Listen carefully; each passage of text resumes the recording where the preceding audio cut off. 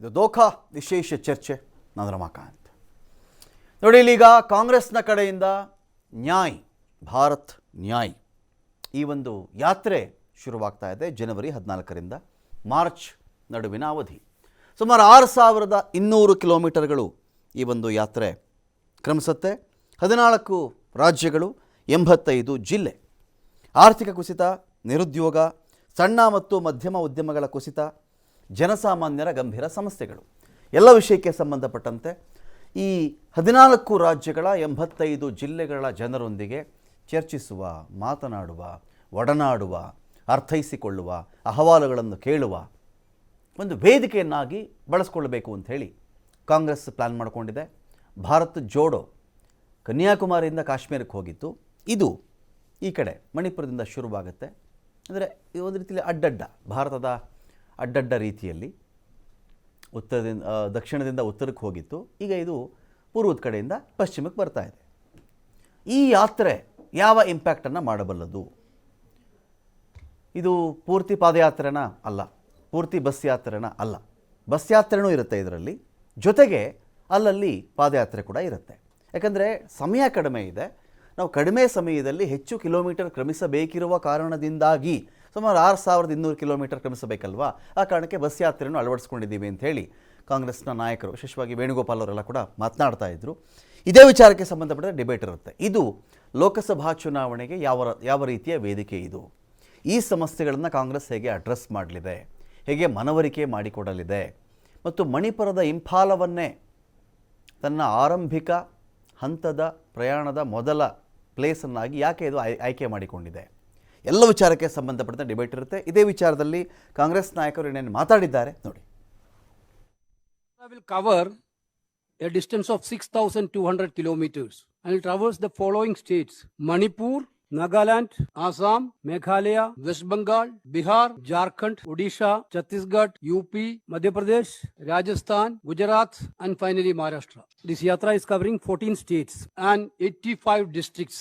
Basically, mode of yatra is a bus yatra. Bus yatra allow maximum access to the people, but it will also have a short stretches of walking. Congress party is expecting this Bharat Nyaya Yatra is going to be also a most historic yatra. This yatra will cover a distance of 6,200. Rahul ji के नेतृत्व में एक और यात्रा निकलने वाली है 14 जनवरी से। वो भी लगभग 6000 किलोमीटर की यात्रा होगी। उस यात्रा से जो पहली वाली यात्रा थी उसको कंटिन्यू करने का काम करेंगे और 14 स्टेट से ये यात्रा निकलेगी।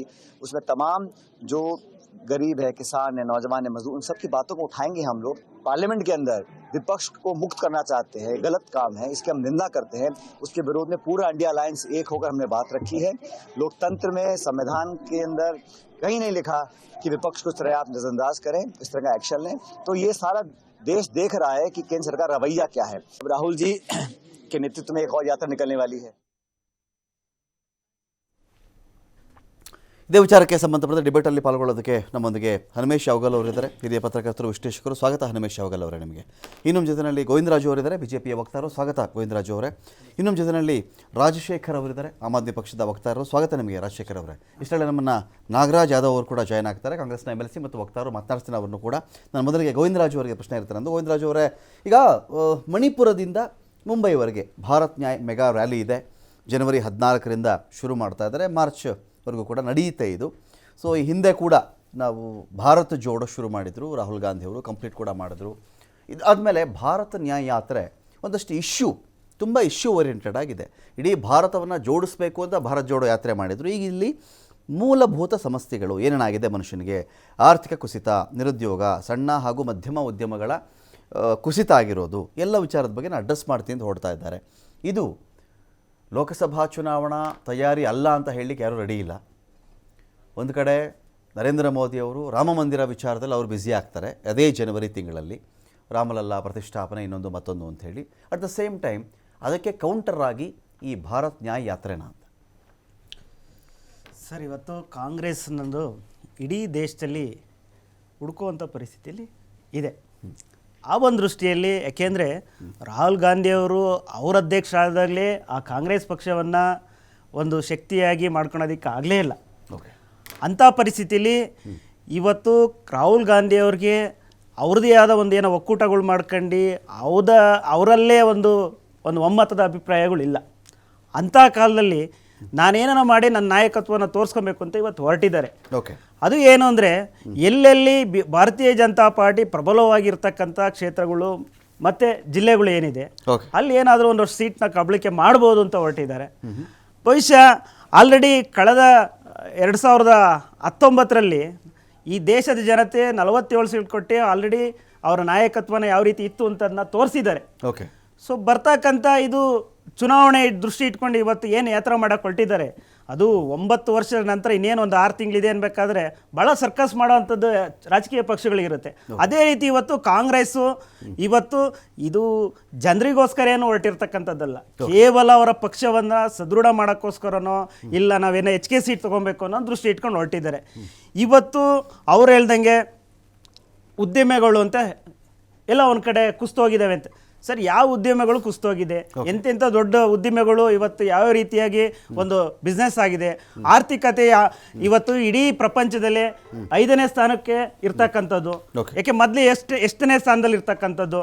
ಇದು ಕಾಂಗ್ರೆಸ್ನವ್ರಿಗೆಲ್ಲ ಒಂದು ಕಡೆ ತಡ್ಕೊಳಕ್ ಆಗ್ತಾ ಇಲ್ಲ, ಇದರಿಂದ ನಮಗೆಲ್ಲ ಒಂದು ಕಡೆ ಹಿನ್ನಡೆ ಆಗುತ್ತೆ ಅನ್ನೋದು ಇಟ್ಕೊಂಡು ಇವತ್ತು ಕಾಂಗ್ರೆಸ್ ಅವ್ರು ಏನಾನ ಮಾಡಿ ಈ ಭಾಗದ ಒಂದು ರಾಜ್ಯಗಳಲ್ಲಿ ನಾವೇನಾದರೂ ಒಂದು ಹೊಸತನ ಕಂಡಿಡ್ಕೊಬೇಕು ಅಂತ ಹೊರಟಿದ್ದಾರೆ. ಅವ್ರಿಗೆ ಜನಕ್ಕೆ ಗೊತ್ತಿದೆ ರಾಹುಲ್ ಗಾಂಧಿಯಿಂದ ಏನಾಗಲ್ಲ ಅನ್ನೋದು ಗೊತ್ತಿದೆ. ಆದ್ರಿಂದ ಬರ್ತಕ್ಕಂಥ ಚುನಾವಣೆ ತಕ್ಕ ಶಾಸ್ತಿನದ ಆ ಚುನಾವಣೆ ಮೂಲಕನೇ ಈ ರಾಹುಲ್ ಗಾಂಧಿ ಅವರಿಗೆ ತೋರಿಸುವಂಥ ಕೆಲಸ ಜನನೇ ಮಾಡ್ತಾರೆ. ಇದು ಯಾರು ಬೇರೆ ಯಾರು ಹೇಳ್ಬೇಕು ಅನ್ನೋದು ಮಾಡಬೇಕು ಅನ್ನೋದು ವಿಚಾರ ಏನಿಲ್ಲ.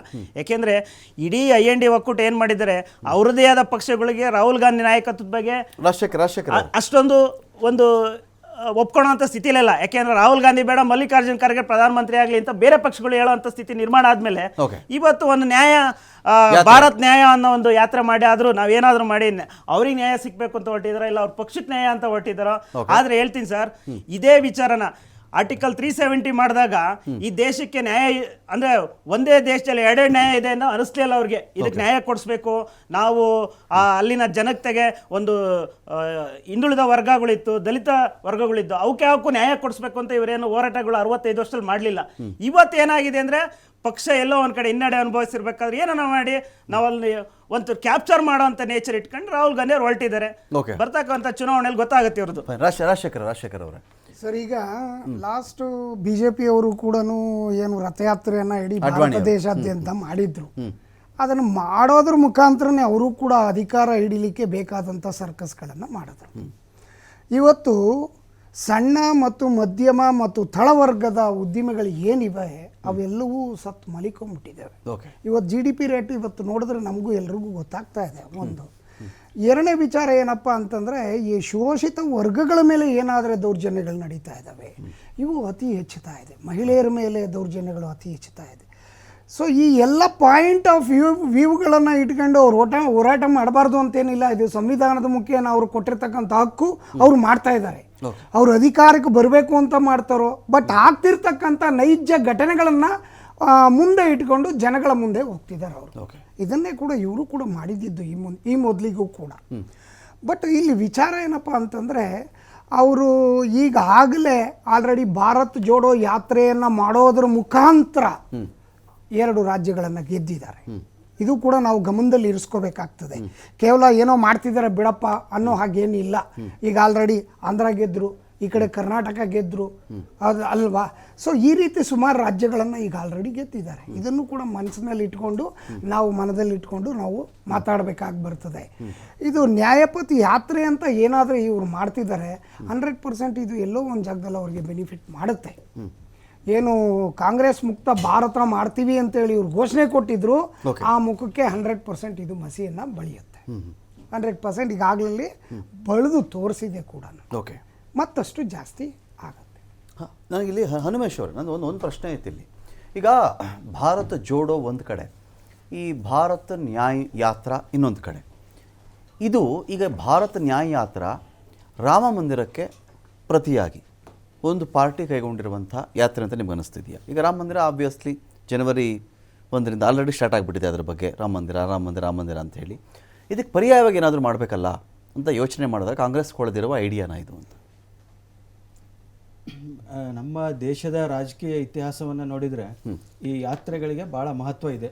ಹಿಂದೆ ನಮ್ಮ ಪ್ರಧಾನಿ ಆಗಿದ್ದಂಥ ಚಂದ್ರಶೇಖರ್ ಅವರು ಯಾತ್ರೆಯ ಮೂಲಕನೇ ಒಂದು ಬದಲಾವಣೆಯನ್ನ ಮತ್ತೆ ತಮ್ಮ ಜನತಾ ಪರಿವಾರನ ಅಧಿಕಾರಕ್ಕೆ ತರೋದ್ರಲ್ಲಿ ಬಹಳ ಒಂದು ದೊಡ್ಡ ಕಾಣಿಕೆಯನ್ನ ಕೊಟ್ಟಿದ್ರು. ಅದೇ ರೀತಿ ನಮ್ಮ ರಾಜಶೇಖರ್ ಅವ್ರು ಹೇಳ್ದಂಗೆ ರಥಯಾತ್ರೆ ಇರ್ಬೋದು, ರಾಹುಲ್ ಗಾಂಧಿ ಅವರ ಭಾರತ್ ಜೋಡೋ ಯಾತ್ರೆ ಇರ್ಬೋದು, ಈಗ ಅದು ಬಸ್ ಯಾತ್ರೆ ಇರ್ಬೋದು, ಪಾದಯಾತ್ರೆ ಇರ್ಬೋದು, ಈ ಯಾತ್ರೆಗಳೇನಿದೆ ಇದು ಒಂದು ರಾಜಕೀಯ ಪಕ್ಷಕ್ಕೆ ಬಹಳ ದೊಡ್ಡ ಶಕ್ತಿಯನ್ನು ಕೊಡುತ್ತೆ. ಅದು ಯಾವುದೇ ಪಕ್ಷ ಇರ್ಬೋದು, ಬಿಜೆಪಿ ಇರ್ಬೋದು, ಹಿಂದೆ ಇದ್ದಂಥ ಜನತಾ ಪಕ್ಷ ಇರ್ಬೋದು ಅಥವಾ ಕಾಂಗ್ರೆಸ್ ಇರ್ಬೋದು. ಯಾಕಂದ್ರೆ ಆ ಪಕ್ಷದ ಕಾರ್ಯಕರ್ತರಲ್ಲಿ ಒಂದು ಹುಮ್ಮಸ್ಸನ್ನು ತರುತ್ತೆ, ಒಂದು ವಿಚಾರ ಮಂಥನ ಶುರುವಾಗುತ್ತೆ, ಚರ್ಚೆಗಳು ಶುರುವಾಗುತ್ತೆ, ಬೇರೆ ಬೇರೆ ವೇದಿಕೆ. ಭಾರತ್ ಜೋಡೋಗೂ ಕರ್ನಾಟಕದಲ್ಲಿ ಕಾಂಗ್ರೆಸ್ ಪರಕ್ಕೂ ಲಿಂಕ್ ಇತ್ತಾ? ಖಂಡಿತವಾಗಿ. ನೋಡಿ, ಈಗ ಭಾರತ್ ಜೋಡೋ ಯಾತ್ರೆಯ ರಾಹುಲ್ ಓಡಾಡಿದ ಜಾಗದಲ್ಲಿ ಕಾಂಗ್ರೆಸ್ಗೆ ಜಾಸ್ತಿ ಸೀಟ್ ಬಂದಿದೆ. ಅದ್ರ ಜೊತೆಗೆ ಕರ್ನಾಟಕ ಇರ್ಬೋದು, ತೆಲಂಗಾಣ ಇರ್ಬೋದು, ಇಲ್ಲೆಲ್ಲ ಕೂಡ ಒಳ್ಳೆಯ ಒಂದು ರಿಸಲ್ಟ್ ಕೂಡ ಬಂದಿದೆ. ಎಲ್ಲ ಉತ್ತರ ಭಾರತದಲ್ಲಿ ಬರದೇ ಇರ್ಬೋದು, ಆದ್ರೆ ಮುಂದಿನ ದಿನಗಳಲ್ಲಿ ಈ ಒಂದು ಯಾತ್ರೆ ಏನಿದೆ ಇದರಿಂದ ಕೂಡ ಸಾಕಷ್ಟು ಕಾಂಗ್ರೆಸ್ಗೆ ಅನುಕೂಲ ಆಗುತ್ತೆ. ಮತ್ತೆ ಇದ್ರ ಜೊತೆಗೆ ಕಾಂಗ್ರೆಸ್ನ ಈ ಒಂದು ಯಾತ್ರೆಯ ಹಿನ್ನೆಲೆಯಲ್ಲಿ ಅವರು ಕೊಟ್ಟಿರುವಂತ ಹೆಸರನ್ನು ನೋಡಿದ್ರೆ, ನೀವು ಹೇಳಿದಂಗೆ ಈ ರಾಮ ಮಂದಿರ ಎಲ್ಲ ಒಂದ್ ಕಡೆ ಬಿಜೆಪಿಯ ಹಿಂದೂ ಮತಗಳನ್ನ ಪೋಲರೈಸ್ ಮಾಡೋದಕ್ಕೆ ಹೆಲ್ಪ್ ಆದ್ರೆ, ಈ ಭಾರತ್ ನ್ಯಾಯ ಅನ್ನುವಂಥದ್ದು ಒಂದು ಸೋಷಿಯಲ್ ಇಂಜಿನಿಯರಿಂಗ್. ಇವತ್ತು ಖರ್ಗೆ ಅವ್ರನ್ನ ಒಬ್ಬ ದಲಿತರನ್ನ ಪ್ರಧಾನಿ ಅಭ್ಯರ್ಥಿಯಾಗಿ ಘೋಷಣೆ ಮಾಡಿರುವಂಥದ್ದು, ಇವೆಲ್ಲವನ್ನ ಗಮನಿಸಿದ್ರೆ ಒಂದಕ್ಕೊಂದು ಲಿಂಕ್ ಇರೋದ್ರಿಂದ ಇದು ಎಲ್ಲ ಒಂದ್ ಕಡೆ ಕಾಂಗ್ರೆಸ್ನ ಸೋಷಿಯಲ್ ಇಂಜಿನಿಯರಿಂಗ್ ಕೂಡ ಇದರಲ್ಲಿ ಅಡಗಿದೆ ಅನ್ನುವಂಥದ್ದು. ಹೀಗಾಗಿ ಇದು ರಾಮ ಮಂದಿರಕ್ಕೆ ಆ ಒಂದು ಪೋಲರೈಸೇಷನ್ಗೆ ಅಪೋಸಿಟ್ ಆಗಿ ಒಂದು ತಂತ್ರ ಅಂತ ಕೂಡ ನಾವು ಇದನ್ನ ವಿಶ್ಲೇಷಣೆ ಮಾಡ್ಬೋದು. ನಾಗರಾಜ್ ಯಾದವ್ ಅವರು ಜಾಯ್ನ್ ಆಗಿದ್ದಾರೆ ನಮ್ಮನ್ನ, ಕಾಂಗ್ರೆಸ್ನ MLC ವಕ್ತಾರರು, ಮುಖಂಡರು. ನಾಗರಾಜ್ ಯಾದವ್ ಅವರೇ, ಭಾರತ್ ನ್ಯಾಯ ಯಾತ್ರಾ 14 ರಾಜ್ಯಗಳು, 85 ಜಿಲ್ಲೆ, ಈಸ್ಟ್ ವೆಸ್ಟ್ 67 ದಿನ, ಜನವರಿ 14ರಿಂದ ಶುರು. ಯಾವುದು ಕೌಂಟ್ರ್ ಇದು? ಇದು ಯಾರಿಗೂ ಕೌಂಟರ್ ಪ್ರಶ್ನೆ ಇಲ್ಲ. There is no political agenda behind it. Okay. Bharat Jodo ಅಂತಕ್ಕಂಥದ್ದು ಮತ್ತು ಈಗ ಮಾಡ್ತಾ ಇರ್ತಕ್ಕ ಭಾರತ್ ನ್ಯಾಯ ಯಾತ್ರೆ ಅಂತಕ್ಕಂಥದ್ದು ಈ ದೇಶದಲ್ಲಿರ್ತಕ್ಕಂತಹ ಹಲವಾರು ವರ್ಗಗಳ ಮೇಲೆ ಸ್ಪಂದಿಸ್ತಕ್ಕಂಥ ಕೆಲಸ. ಅಲ್ಲಿ ಪತ್ರಕರ್ತರನ್ನು ಭೇಟಿಯಾಗೋದಿರಲಿ, ಅಥವಾ ಸಮಾಜ ಮುಖಿಯಾಗಿರ್ತ ಕೆಲಸ ಮಾಡ್ತಕ್ಕಂಥ ಸಂಘಟನೆಗಳು ಭೇಟಿಯಾಗೋದಿರಲಿ, ಅಥವಾ ದೀನ ದಲಿತರ ಸಂಘಟನೆಗಳನ್ನ ಭೇಟಿಯಾಗೋದಿರಲಿ, ಹೋರಾಟಗಾರನ ಭೇಟಿಯಾಗೋದಿರಲಿ, ಸ್ಕಾಲರ್ಸ್ನ ಭೇಟಿಯಾಗೋದಿರಲಿ, ಅಥವಾ ಅನ್ಎಂಪ್ಲಾಯ್ಮೆಂಟ್ ವಿಚಾರಗಳಲ್ಲಿ ಅನ್ಎಂಪ್ಲಾಯ್ಡ್ ಯುವಕರನ್ನ ಭೇಟಿಯಾಗೋದಿರಲಿ, ಎಲ್ಲ ಸಾಮಾಜಿಕವಾಗಿರ್ತಕ್ಕಂತಹ ಕಳಕಳಿ ಇಟ್ಕೊಂಡು ಅವರ ಸಮಸ್ಯೆಗಳಿಗೆ ಅವರ ಅನಿಸಿಕೆಗಳು ಏನು ಅದನ್ನ ಕಾಂಗ್ರೆಸ್ ತಿಳ್ಕೋಬೇಕು ಅಂತಕ್ಕಂಥದ್ದು ಬೇಸಿಕ್ ಐಡಿಯಾ. ಮಾಡುವಾಗಲೂ ಕೂಡ ಕಾಂಗ್ರೆಸ್ ಬಾವುಟದ ಅಡಿಗೆ ಮಾಡೋದಿಲ್ಲ ನಾವು. Okay. It is very very important. Bharat Jodo ಮಾಡಿಕೊಂಡು ಭಾರತದ ಬಾವುಟಗಳನ್ನು ಇಟ್ಕೊಂಡು ನಾವು ಹೋಗ್ತಕ್ಕಂಥ ಕೆಲಸವನ್ನು ನೋಡಿದ್ದೀವಿ. ಪಾರ್ಟಿ ಕಾರ್ಯಕ್ರಮ ಅಲ್ಲ ಇದು. ಇದು ಪಕ್ಷದ ನೇತೃತ್ವದಲ್ಲಿ ಮಾಡಿದ್ರು ಕೂಡ ಎಲ್ಲರನ್ನೂ ಒಳಗೊಂಡಂತಹ ಕಾರ್ಯಕ್ರಮ. ಯಾರು ಬೇಕಾದರೂ ಭಾಗವಹಿಸಬಹುದು ಅಂತಕ್ಕಂಥ ಒಂದು ಕಾರ್ಯಕ್ರಮ. ಒಂದು ಪಕ್ಷಕ್ಕೆ ಸೀಮಿತವಾಗಿ ಮಾಡಿದ್ದೆ ಆದರೆ there may be a political agenda also may be there, but is not political agenda is not only the agenda. Okay. ಸಾಮಾಜಿಕವಾಗಿರ್ತಕ್ಕಂತಹ ಕಳಕಳಿ ಇಟ್ಕೊಂಡು ದೀನ ದಲಿತರು, ಅಲ್ಪಸಂಖ್ಯಾತರು, ಮತ್ತು ಸಮಾಜದಲ್ಲಿ ಅನ್ಯಾಯಕ್ಕೊಳಗಾಗಿರ್ತಕ್ಕಂಥವ್ರು, ಧ್ವನಿ ಇಲ್ಲದವ್ರಿಗೆ ಧ್ವನಿ ಆಗ್ತಕ್ಕಂಥ ಒಂದು ಬಹುದೊಡ್ಡ ಯೋಜನೆ ಇಟ್ಕೊಂಡು ಮಾಡ್ತಾ ಇರ್ತಕ್ಕಂಥ ಕಾರ್ಯಕ್ರಮ ಇದು. ನಾನು ಈಗಾಗಲೇ ಕೆಲವು ಸಂದರ್ಭಗಳು ಮಾತಾಡ್ತಾ ಇರ್ಬೇಕಾದ್ರೆ ಕೇಳಿದ್ದು ನಾನು ನೋಡಿದ್ದೀನಿ. ಇವರು ರಾಹುಲ್ ಗಾಂಧಿ ಅವ್ರ ನಾಯಕತ್ವವನ್ನು ಎಸ್ಟಾಬ್ಲಿಷ್ ಮಾಡ್ಕೊಳ್ಳೋಕೆ ಹೋಗೋದು, ಚುನಾವಣೆಗಳಿಗೋಸ್ಕರ ಮಾಡ್ತಾ ಇರ್ತಕ್ಕಂಥದ್ದು. ಅವ್ರು ಕರ್ನಾಟಕದಲ್ಲಿ ಮತ್ತು ತೆಲಂಗಾಣದಲ್ಲಿ ಗೆದ್ದ ತಕ್ಷಣ ಗೆದ್ದರು ಅಂದರು, ಹಿಂದಿ ಬೆಳೆದಲ್ಲಿ ಸೋತ್ಬಿಟ್ರೆ ರಾಹುಲ್ ಗಾಂಧಿ ಹೆಸರು ಹೇಳೋದಿಲ್ಲ ಅಂತ. ಬೆಂಗಳೂರಲ್ಲಿ ಕರ್ನಾಟಕದಲ್ಲಿ ಕೂಡ ಮೋದಿಯವರು ಬಂದು 28 ರ್ಯಾಲಿಗಳು ಮಾಡಿದಾಗ ಮೋದಿಯವರು ಸೋಲು ಅಂತ ಯಾರಾದ್ರು ಹೇಳ್ತಾರಾ? ಓಕೆ. ಒಂದು ರಾಜಕೀಯ ಪಕ್ಷ ಸೋಲು ಗೆಲ್ಲು ಇದ್ದಿದೆ. That is a different story all together. ನಾನು ಹೇಳ್ತಾ ಇರ್ತಕ್ಕಂಥದ್ದು, ಒಂದು ಪಕ್ಷವು ಕೇವಲ ಧರ್ಮ ಆಧಾರಿತವಾಗಿ ರಥಯಾತ್ರೆಗಳನ್ನ ಮಾಡ್ತಕ್ಕಂಥದ್ದು. ಇವತ್ತಿನ ದಿವಸ 10 ವರ್ಷಗಳ ನಂತರ ರಿಪೋರ್ಟ್ ಕಾರ್ಡ್ನ ಇಟ್ಟು ನಾನು ಈ ಕಾರ್ಯಕ್ರಮಗಳನ್ನು ಮಾಡಿದ್ದೇನೆ, ಬಡವರ ಪರವಾಗಿ ಕಾರ್ಯಕ್ರಮ ಮಾಡಿ, ನಿರುದ್ಯೋಗ ಸಮಸ್ಯೆಗೆ ಈ ಪರಿಹಾರವನ್ನು ಕೊಟ್ಟಿದ್ದೇನೆ, ಮಹಿಳೆಯರಿಗೆ ಸುರಕ್ಷತೆಗೆ ಈ ಪರಿಹಾರವನ್ನು ಕೊಟ್ಟಿದ್ದೇನೆ, ಪಾರ್ಲಿಮೆಂಟ್ನ ರಕ್ಷಣೆ ಮಾಡಲಿಕ್ಕೆ ಈ ಕ್ರಮಗಳನ್ನು ಕೈಗೊಂಡಿದ್ದೇನೆ, ಮತ್ತು ಈ ಶಿಕ್ಷಣಕ್ಕೆ ಈ ಕಾರ್ಯಕ್ರಮಗಳನ್ನು ಕೊಟ್ಟಿದ್ದೇನೆ, ಆರೋಗ್ಯ ಈ ಕಾರ್ಯಕ್ರಮ ಅಂತ ಹೇಳಿಟ್ಕೊಂಡು ಚುನಾವಣೆ ಮಾಡಬೇಕಾಯಿತು. ಯಾವ ಕಾರಣಕ್ಕೋಸ್ಕರ ಅರ್ಜೆಂಟ್ ರಾಮ ಮಂದಿರನ ಮಾಡಿಕೊಟ್ಟಿದ್ದಾರೆ? That is A political agenda. ಆದರೆ ನಾನೊಬ್ಬ ಕಾಂಗ್ರೆಸ್ಸಿಗನಾಗಿ, ಒಬ್ಬ ಭಾರತೀಯನಾಗಿ, ಒಬ್ಬ ಮನುಷ್ಯನಾಗಿ ರಾಮರು ನನಗೂ ಕೂಡ ದೇವರೇ, ನಾನು ವೆಲ್ಕಮ್ ಮಾಡ್ತೀನಿ. ಅದನ್ನ ಪೊಲಿಟಿಕಲ್ ಅಜೆಂಡಾ ಅಂತ ಹೇಳಿದ್ರೆ ತಪ್ಪಾಗ್ತದೆ. ಆದರೆ BJP ಪೊಲಿಟಿಕಲ್ ಅಜೆಂಡಾ ಮಾಡ್ಕೊಳ್ಳೋದಾದರೆ that is fine, that is their way of doing. ಆದರೆ ಭಾರತ್ ನ್ಯಾಯ ಯಾತ್ರೆ ಅಂತಕ್ಕಂಥದ್ದು 6200 ಕಿಲೋಮೀಟರ್ಗಳು ಹೋಗ್ತಕ್ಕಂಥದ್ದು ಖಂಡಿತವಾಗ್ಲೂ ಕೂಡ it is to reach the people of India. ಅವರ ಅನಿಸಿಕೆಗಳನ್ನು, ಅವರ ದುಃಖ ದುಮ್ಮಾನುಗಳನ್ನು ಮತ್ತು ಅವರ ವಿಚಾರಧಾರೆಗಳನ್ನು ತಿಳ್ಕೊಳ್ತಕ್ಕಂಥದ್ದು. ಅದರ ವಿರುದ್ಧವಾಗಿ ನಾವು ಅಪೋಸಿಷನ್ ಇರ್ತೀವೋ, ರೂಲಿಂಗಲ್ಲಿ ಇರ್ತೀವೋ, ಆ ಧ್ವನಿಗಳಿಗೆ ನಾವು ಸ್ಪಂದಿಸ್ತಕ್ಕಂಥ ಕೆಲಸ ಆಗಬೇಕು ಅಂತಕ್ಕಂಥದ್ದು ನಮ್ಮ ಇಚ್ಛೆ ಆಗಿರ್ತದೆ. ಈಗಾಗಲೇ ನೀವು ನೋಡಿ, ಜಗನ್ ಅವರು ಅಲ್ಲಿ ಪಾದಯಾತ್ರೆ ಮಾಡಿದಾಗ 314 ದಿನಗಳ ಪಾದಯಾತ್ರೆ ಮಾಡ್ತಾರೆ. ಈ may be want to establish himself. But ಆ ಜನಗಳನ್ನ ಸ್ಪಂದನೆ ಮಾಡೋದಕ್ಕೆ ಈ understand how to administrate, because ಏನು ಆಗಬೇಕಾಗಿದೆ ನಾವು ಆಡಳಿತಕ್ಕೆ ಬಂದರೆ ಅಂತಕ್ಕಂಥ ವಿಚಾರಗಳ ತಿಳ್ಕೊಳ್ಬೇಕಾದ್ರೆ only when into the field. ಆ ರೀತಿ ರಾಹುಲ್ ಗಾಂಧಿ ಅವರು ಅಧಿಕಾರ ಇರಲಿ ಇಲ್ದಿರ ಹೋಗಲಿ, ರಾಜಕೀಯವನ್ನು ಮೀರಿ ನಡೀತಕ್ಕಂಥ ಈ ಯಾತ್ರೆಯಲ್ಲಿ ಸಮಾಜದಲ್ಲಿರ್ತಕ್ಕಂಥ ಎಲ್ಲ ವರ್ಗಗಳನ್ನ ಇನ್ವಾಲ್ವ್ ಮಾಡ್ಕೊಳ್ತಕ್ಕಂಥ ರೀತಿಯಲ್ಲಿ ಮತ್ತು ದೇಶಕ್ಕೆ ಏನಾಗಬೇಕಾಗಿದೆ, ಏನಾಗ್ತಾ ಇದೆ, ಎಲ್ಲಿ ಎಲ್ಲಿ ಎಲ್ಲಿ ಎಲ್ಲಿ ಅನ್ಯಾಯ ನಡೀತಾ ಇದೆ, ಯಾರ ಮೇಲೆ ದೌರ್ಜನ್ಯ ನಡೀತದೆ, ಈಗ ಮಣಿಪುರಿಂದ ಸ್ಟಾರ್ಟ್ ಮಾಡ್ತಾ ಇದ್ದೀವಿ. ಯಾಕೆ ಕಾರಣಕ್ಕೋಸ್ಕರ ಮಣಿಪುರಿಂದ ಮಾಡ್ತಾ ಇದ್ದೀವಿ? ರಾಜಕೀಯವಾಗಿ ಏನು ಬೇಕಾದ್ರೂ ವಿಶ್ಲೇಷಣೆ ಮಾಡ್ಬೋದು. ಮಣಿಪುರಲ್ಲಿ ನಡೆದಂಥ ವಿಚಾರಗಳಲ್ಲಿ ಎಷ್ಟು ದಿನ ಪ್ರೈಮ್ ಮಿನಿಸ್ಟರ್ ಬಾಯ ತೆಗೆದಿಲ್ಲ. ಅಲ್ಟಿಮೇಟ್ಲಿ ನಾವು ಸೆಂಟ್ರಲ್ ದಯವಿಟ್ಟು ಮಾತಾಡಿದ್ರೆ ಡಿಬೇಟ್ ಆಗಲ್ಲ. We are not in the streets. ನಿಮ್ಮ ಸಮಾಧಾನ ಮಾತಾಡಲ್ಲ. Yes, that's what I'm telling, sir. Why are you interfering now? Sir, I am interfering because what you are saying that. Hey, ನಿಮ್ಮ time ಬಂದಾಗ ಮಾತಾಡ್ರಿ. ನಿಮ್ಮ ಟೈಮ್ ಬಂದಾಗ ಮಾತಾಡ್ರಿ. ಈ ದೇಶದಲ್ಲಿ ಹೇಳ್ತೀನಿ ಕೇಳಿ ರಮಾಕಾಂತ್, ನಿಮ್ಮ ಹತ್ರ ಮಾತಾಡೋಣ, ಬಹಳ ಗಂಭೀರವಾಗಿ ಮಾತಾಡ್ತೀನಿ. ಅವ್ರ ಹತ್ರ ಉತ್ತರ ಬೇಕಾದ್ರೆ ಆಮೇಲೆ ಕೊಡ್ಲಿಕ್ಕೆ ನಾನು ತಾಳ್ಮೆಯಿಂದ ಕೇಳ್ತೀನಿ. ತಾಳ್ಮೆಯಿಂದ ಆಮೇಲೆ ಕೇಳ್ತೀನಿ, ಕುಳ್ಕೊಳ್ರಿ. ನಾನೇನ್ ಹೇಳ್ತಾ ಇದೀನಿ ಅಂದ್ರೆ, ಆ ಮಣಿಪುರದಲ್ಲಿ ನಡೆದ ವಿಚಾರದಲ್ಲಿ ಒಂದೇ ಒಂದ್ ದಿವಸ ಒಂದು ಹೇಳಿಕೆ ಕೊಡ್ಲಿಲ್ಲ ಪ್ರಧಾನಮಂತ್ರಿಗಳು. ನಮಗೆ ಗೊತ್ತಿದೆ ನಮ್ಮ ಹತ್ರ ನಂಬರ್ಸ್ ಇಲ್ಲ ಅಂತ ಕೂಡ ಅವ್ರನ್ನ ಬಾಯಿ ತೆಗಿಸ್ಬೇಕು ಅಂತೇಳಿ ಅವಿಶ್ವಾಸ ನಿರ್ಣಯ ತರಬೇಕಾಯ್ತು. ಈ ಪರಿಸ್ಥಿತಿ ದೇಶದಲ್ಲಿ ಬರಬೇಕಂದ್ರೆ is the meaning of democracy. ಮೊನ್ನೆ ನಡೆದಂಥ ದಾಳಿನ ನಾವೆಲ್ಲರೂ ಖಂಡಿಸಿದೀವಿ. ರಮಾಕಾಂತ್ ಖಂಡಿಸಿ, ನಾವು ಖಂಡಿಸಿ ಪಾರ್ಲಿಮೆಂಟ್ ಮೇಲೆ. ಗೃಹ ಸಚಿವರು ಆಂತರಿಕ ಭದ್ರತೆನ ಜವಾಬ್ದಾರಿ ವಹಿಸಿಕೊಂಡಿರೋ ಗೃಹ ಸಚಿವರು ಹೇಳಿಕೆ ಕೊಡಲಿಲ್ಲ ಇದುವರೆಗೂ ಕೂಡ. ಪ್ರೈಮ್ ಮಿನಿಸ್ಟರ್ ಇಂಟೆಲಿಜೆನ್ಸ್ ರಿಪೋರ್ಟ್ನ ಇಟ್ಕೊಂಡಿರೋ ಪ್ರೈಮ್ ಮಿನಿಸ್ಟರ್ ಹೇಳಿಕೆ ಕೊಡಲಿಲ್ಲ. ರಾಜನಾಥ್ ಸಿಂಗ್ ಅವ್ರ ಬಗ್ಗೆ ಹೇಳಿಕೆ ಕೊಡ್ತಕ್ಕಂಥದ್ದು ಯಾವ ನ್ಯಾಯ ಕೊಡ್ತಾ ಇದ್ದೀರಿ ದೇಶಕ್ಕೋಸ್ಕರ? You be in power, no problem. Power is not everything. ನ್ಯಾಯಸಮ್ಮತ ನಡ್ಕೊಂಡಿಲ್ಲ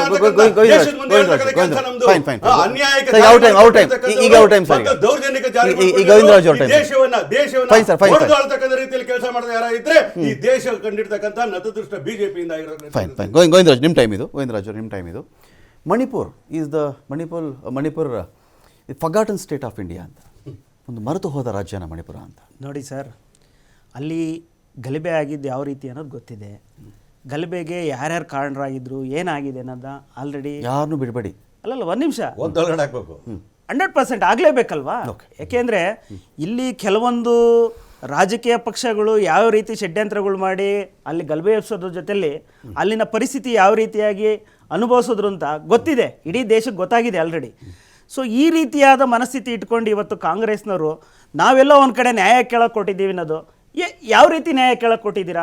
ನೀವು 60-65 ವರ್ಷಗಳು ಮಾಡಿದ್ದಂಥ ತಪ್ಪುಗಳನ್ನ ಈ ಮೂಲಕ ನೀವು ಕೇಳಕ್ಕೆ ಕೊಡ್ತೀರಾ? ಹಾಗಾದ್ರೆ ನೀವು ಇಡೀ ಕಾಶ್ಮೀರದಲ್ಲಿ ನಾನು ಆಗ್ಲೇ ಹೇಳ್ದಂಗೆ ಆರ್ಟಿಕಲ್ 370 ಇದ್ದಾಗ ಅಲ್ಲಿನ ದಲಿತರು, ಹಿಂದುಳಿದವ್ರಿಗೆ ಯಾರೂ ಕಾಣಲಿಲ್ಲ. ಇವ್ರಿಗೆ ದೇಶದಲ್ಲಿ ಎಲ್ಲರಿಗೂ ಒಂದೊಂದು ಕಾನೂನು ಆದ್ರೆ ಇಡೀ ಜಮ್ಮು ಕಾಶ್ಮೀರದಲ್ಲಿ 2 ಕಾನೂನುಗಳು ಇಟ್ಕೊಂಡು ಇದೇ ಕಾಂಗ್ರೆಸ್ ಅವ್ರು ತಂದಿದ್ದಲ್ವಾ? ಅವತ್ತು ಕಾಂಗ್ರೆಸ್ ಅವ್ರಿಗೆ ಅನ್ಸಿರ್ಲಿಲ್ವಾ ಇಡೀ ದೇಶದಲ್ಲಿ ಇರ್ತಕ್ಕಂಥವ್ರಿಗೆ ಎಲ್ಲರಿಗೂ ಒಂದೇ ನ್ಯಾಯ ಇರಬೇಕು ಅನ್ನೋದು? ಇವತ್ತು ನ್ಯಾಯ ಹುಡುಕ ಕೊಟ್ಟಿದ್ದಾರಲ್ಲ, ಅವತ್ತು ಅನ್ಸಿರ್ಲಿಲ್ವಾ? 1953ರಲ್ಲಿ ಅನ್ಸ್ಬೇಕಾಯ್ತಲ್ಲ ಅದು. ಇವತ್ತು ಅನಿಸಿದೆ ಕಾಂಗ್ರೆಸ್ ಅವರಿಗೆ. ಅಂದರೆ ಇವತ್ತು ಚುನಾವಣೆ ಬರ್ತಾ ಇದೆ, ಚುನಾವಣೆಯಲ್ಲಿ ನಾವೇನಾದರೂ ಮಾಡಿ ಗೈನ್ ಮಾಡಬೇಕು, ಸೀಟ್ ಜಾಸ್ತಿ ತಗೋಬೇಕು, ಒಂದೇ ಉದ್ದೇಶ. ಇಡೀ ದೇಶದಲ್ಲಿ ಸಮಸ್ಯೆ ಬಗ್ಗೆ ಆಗಿರಲಿ, ಕಳೆದ 9 ವರ್ಷದಿಂದ ಯಾವುದೇ ಒಂದು ಪೇಪರ್, ಒಂದು ಹಗರಣ ಇಟ್ಕೊಂಡು ಯಾವತ್ತು ಇವರು ರಸ್ತೆಯಲ್ಲಿ ಕೂತ್ಕೊಂಡು ವಿಚಾರಗಳೇ ಇಲ್ಲ. ಇವ್ರಿಗೆ ನೇರವಾಗಿ ಇವತ್ತು ಚುನಾವಣೆ ಬರ್ತಾ ಇದೆ, ಚುನಾವಣೆಯಲ್ಲಿ ನಾವೇನಾದರೂ ಒಂದಷ್ಟು 47 ಸೀಟನ್ನ ಜಾಸ್ತಿ ಮಾಡ್ಕೊಬೇಕು ಒಂದೇ ದೃಷ್ಟಿ ಇಟ್ಕೊಂಡು ಇವತ್ತು ನಾವು ಈ ರೀತಿಯಾದ ಒಂದು ಯಾತ್ರೆಗೆ ಹೊರಟಿದ್ದಾರೆ. ಜನ ತೀರ್ಮಾನ ಮಾಡ್ತಾರೆ. ಆಗ್ಲೇ ರಾಜಶೇಖರ್ ಕೇಳ್ಬಿಟ್ಟು ಬರ್ತೀನಿ. ಒಂದೇ ಒಂದೇರನೇ ಎಕ್ಸಾಂಪಲ್. ಯತ್ನಾಳೆ ಸಾಕಲ್ರಿ ಹೇಳಕ್ಕೆ? ಸರಿಗ ಯತ್ನಾಳೆ ಸಾಕಲ್ರಿ ಹೇಳಕ್ಕೆ 40,000 ಕೋಟಿ ರೂಪಾಯಿ ಲೂಟಿ ಹೊಡಿರ್ತಕ್ಕಂಥ ನಾನೇ ಹೇಳ್ತಾ ಇದ್ದೀನಿ, ರಮಾಕಾಂತ್ ಹೇಳ್ತಾ ಇದ್ದಾರೆ. ಎಕ್ಸಾಂಪಲ್ ಕೊಡ್ಬೇಕ್ರಿ ನಿಮ್ಗೆ? ನಿಮ್ಮ ಜನ ತಿರಸ್ಕಾರ ಮಾಡಿದ ಯಾಕೆ? 28 ರ್ಯಾಲಿಗಳನ್ನ ಮಾಡ್ತಾರೆ ನರೇಂದ್ರ ಮೋದಿ ಅವರು ಕರ್ನಾಟಕದಲ್ಲಿ. ಯಾಕೆ ಸೋಲ್ಸಿದ್ರು ಜನ? ಸರಿಗ ಇಡೀ ರಾಜ್ಯದಲ್ಲಿ ರೈತರು ಯಾವ ಸಮಸ್ಯೆ ಇದ್ದಾರೆ ನೀವು ಒಂದು ದಿನ ಕೇಳಿದಾರಲ್ಲ, ಅರ್ಥ ಆಯ್ತಲ್ಲ? ನೀವು ಈ ರಾಜ್ಯದ ರೈತರಿಗೆ ಏನ್ ಮಾಡ್ಬೇಕು? 136 ಸೀಟ್ ಕೊಟ್ಟಾರಲ್ಲ, ಅದ್ರ ಬಗ್ಗೆ ಮಾತಾಡ್ರಿ.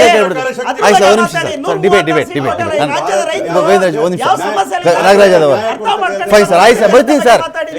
ನಾವು ನೋಡಿ ಸರ್, ನಾನು ಒಂದು ನಿಮಿಷ ನೋಡಿ ರಾಜಶೇಖರ್ ಅವರೇ, ನಾನು ಇಡೀ ಡಿಬೇಟ್ನ ಉದ್ದೇಶ ಏನು ಗೊತ್ತಾ?